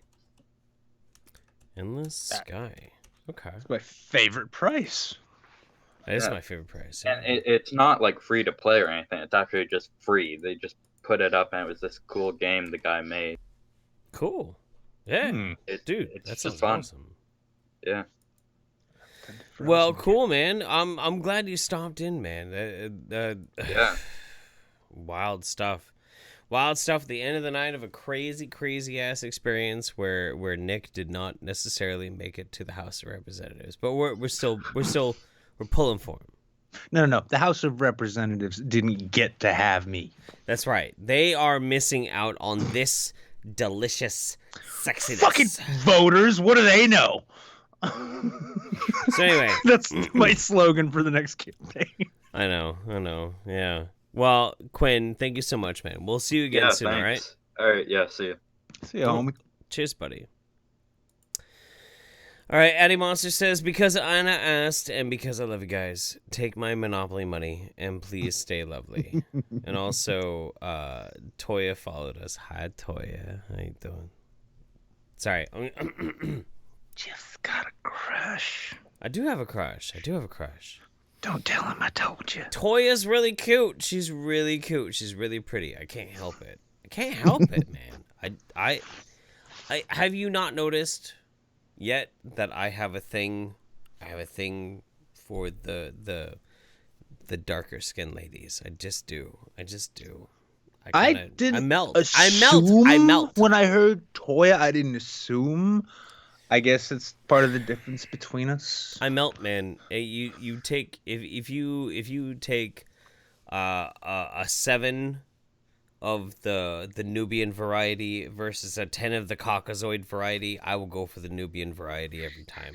Maybe it's because I'm racist. Maybe that's what it is. I don't actually know. I don't know. Maybe that means it's a problem with me. Maybe it is. I don't know. But listen. If it makes Dick Spencer cry, I'm okay with it. I love the blacks. I have a thing. So does Taylor Swift. That's true. That's the best part. That's true. In every way that fucking millennial woes is like, Taylor Swift with her beautiful white jeans. She needs to be propagating our spaces with her white jeans. And then you find out she's like, she's dating a black dude. Oh, her poor jeans. But at least I think she probably votes a lot like I do. Turns out she's a Democrat. Oh, We are very sorry. At the end of this wonderful Rob Millennial Lowe Woes on suicide watch right now. Rob Lowe midweek Saints, let us just offer our most sincere condolences to the Scottish Michelin Man. I know you thought you had a shot with Taylor Swift. It's never going to happen. But it's been a good show. It's been a good, long, extended. Everybody, let's go have some crazy, hot, bisexual, interracial sex. Go do it for me and make them scream my name. Because that's honestly how you end racism. You fuck it away till we're all golden kangs. That's right. No, you know what? But that's the truth, though. That is how you end racism. Yeah. You fuck it away. Mm-hmm. Fuck it away. Have a hot, the pain awesome, away. incredible. Fuck the pain away. Fuck the pain away. Fuck the pain away. Good night, everybody.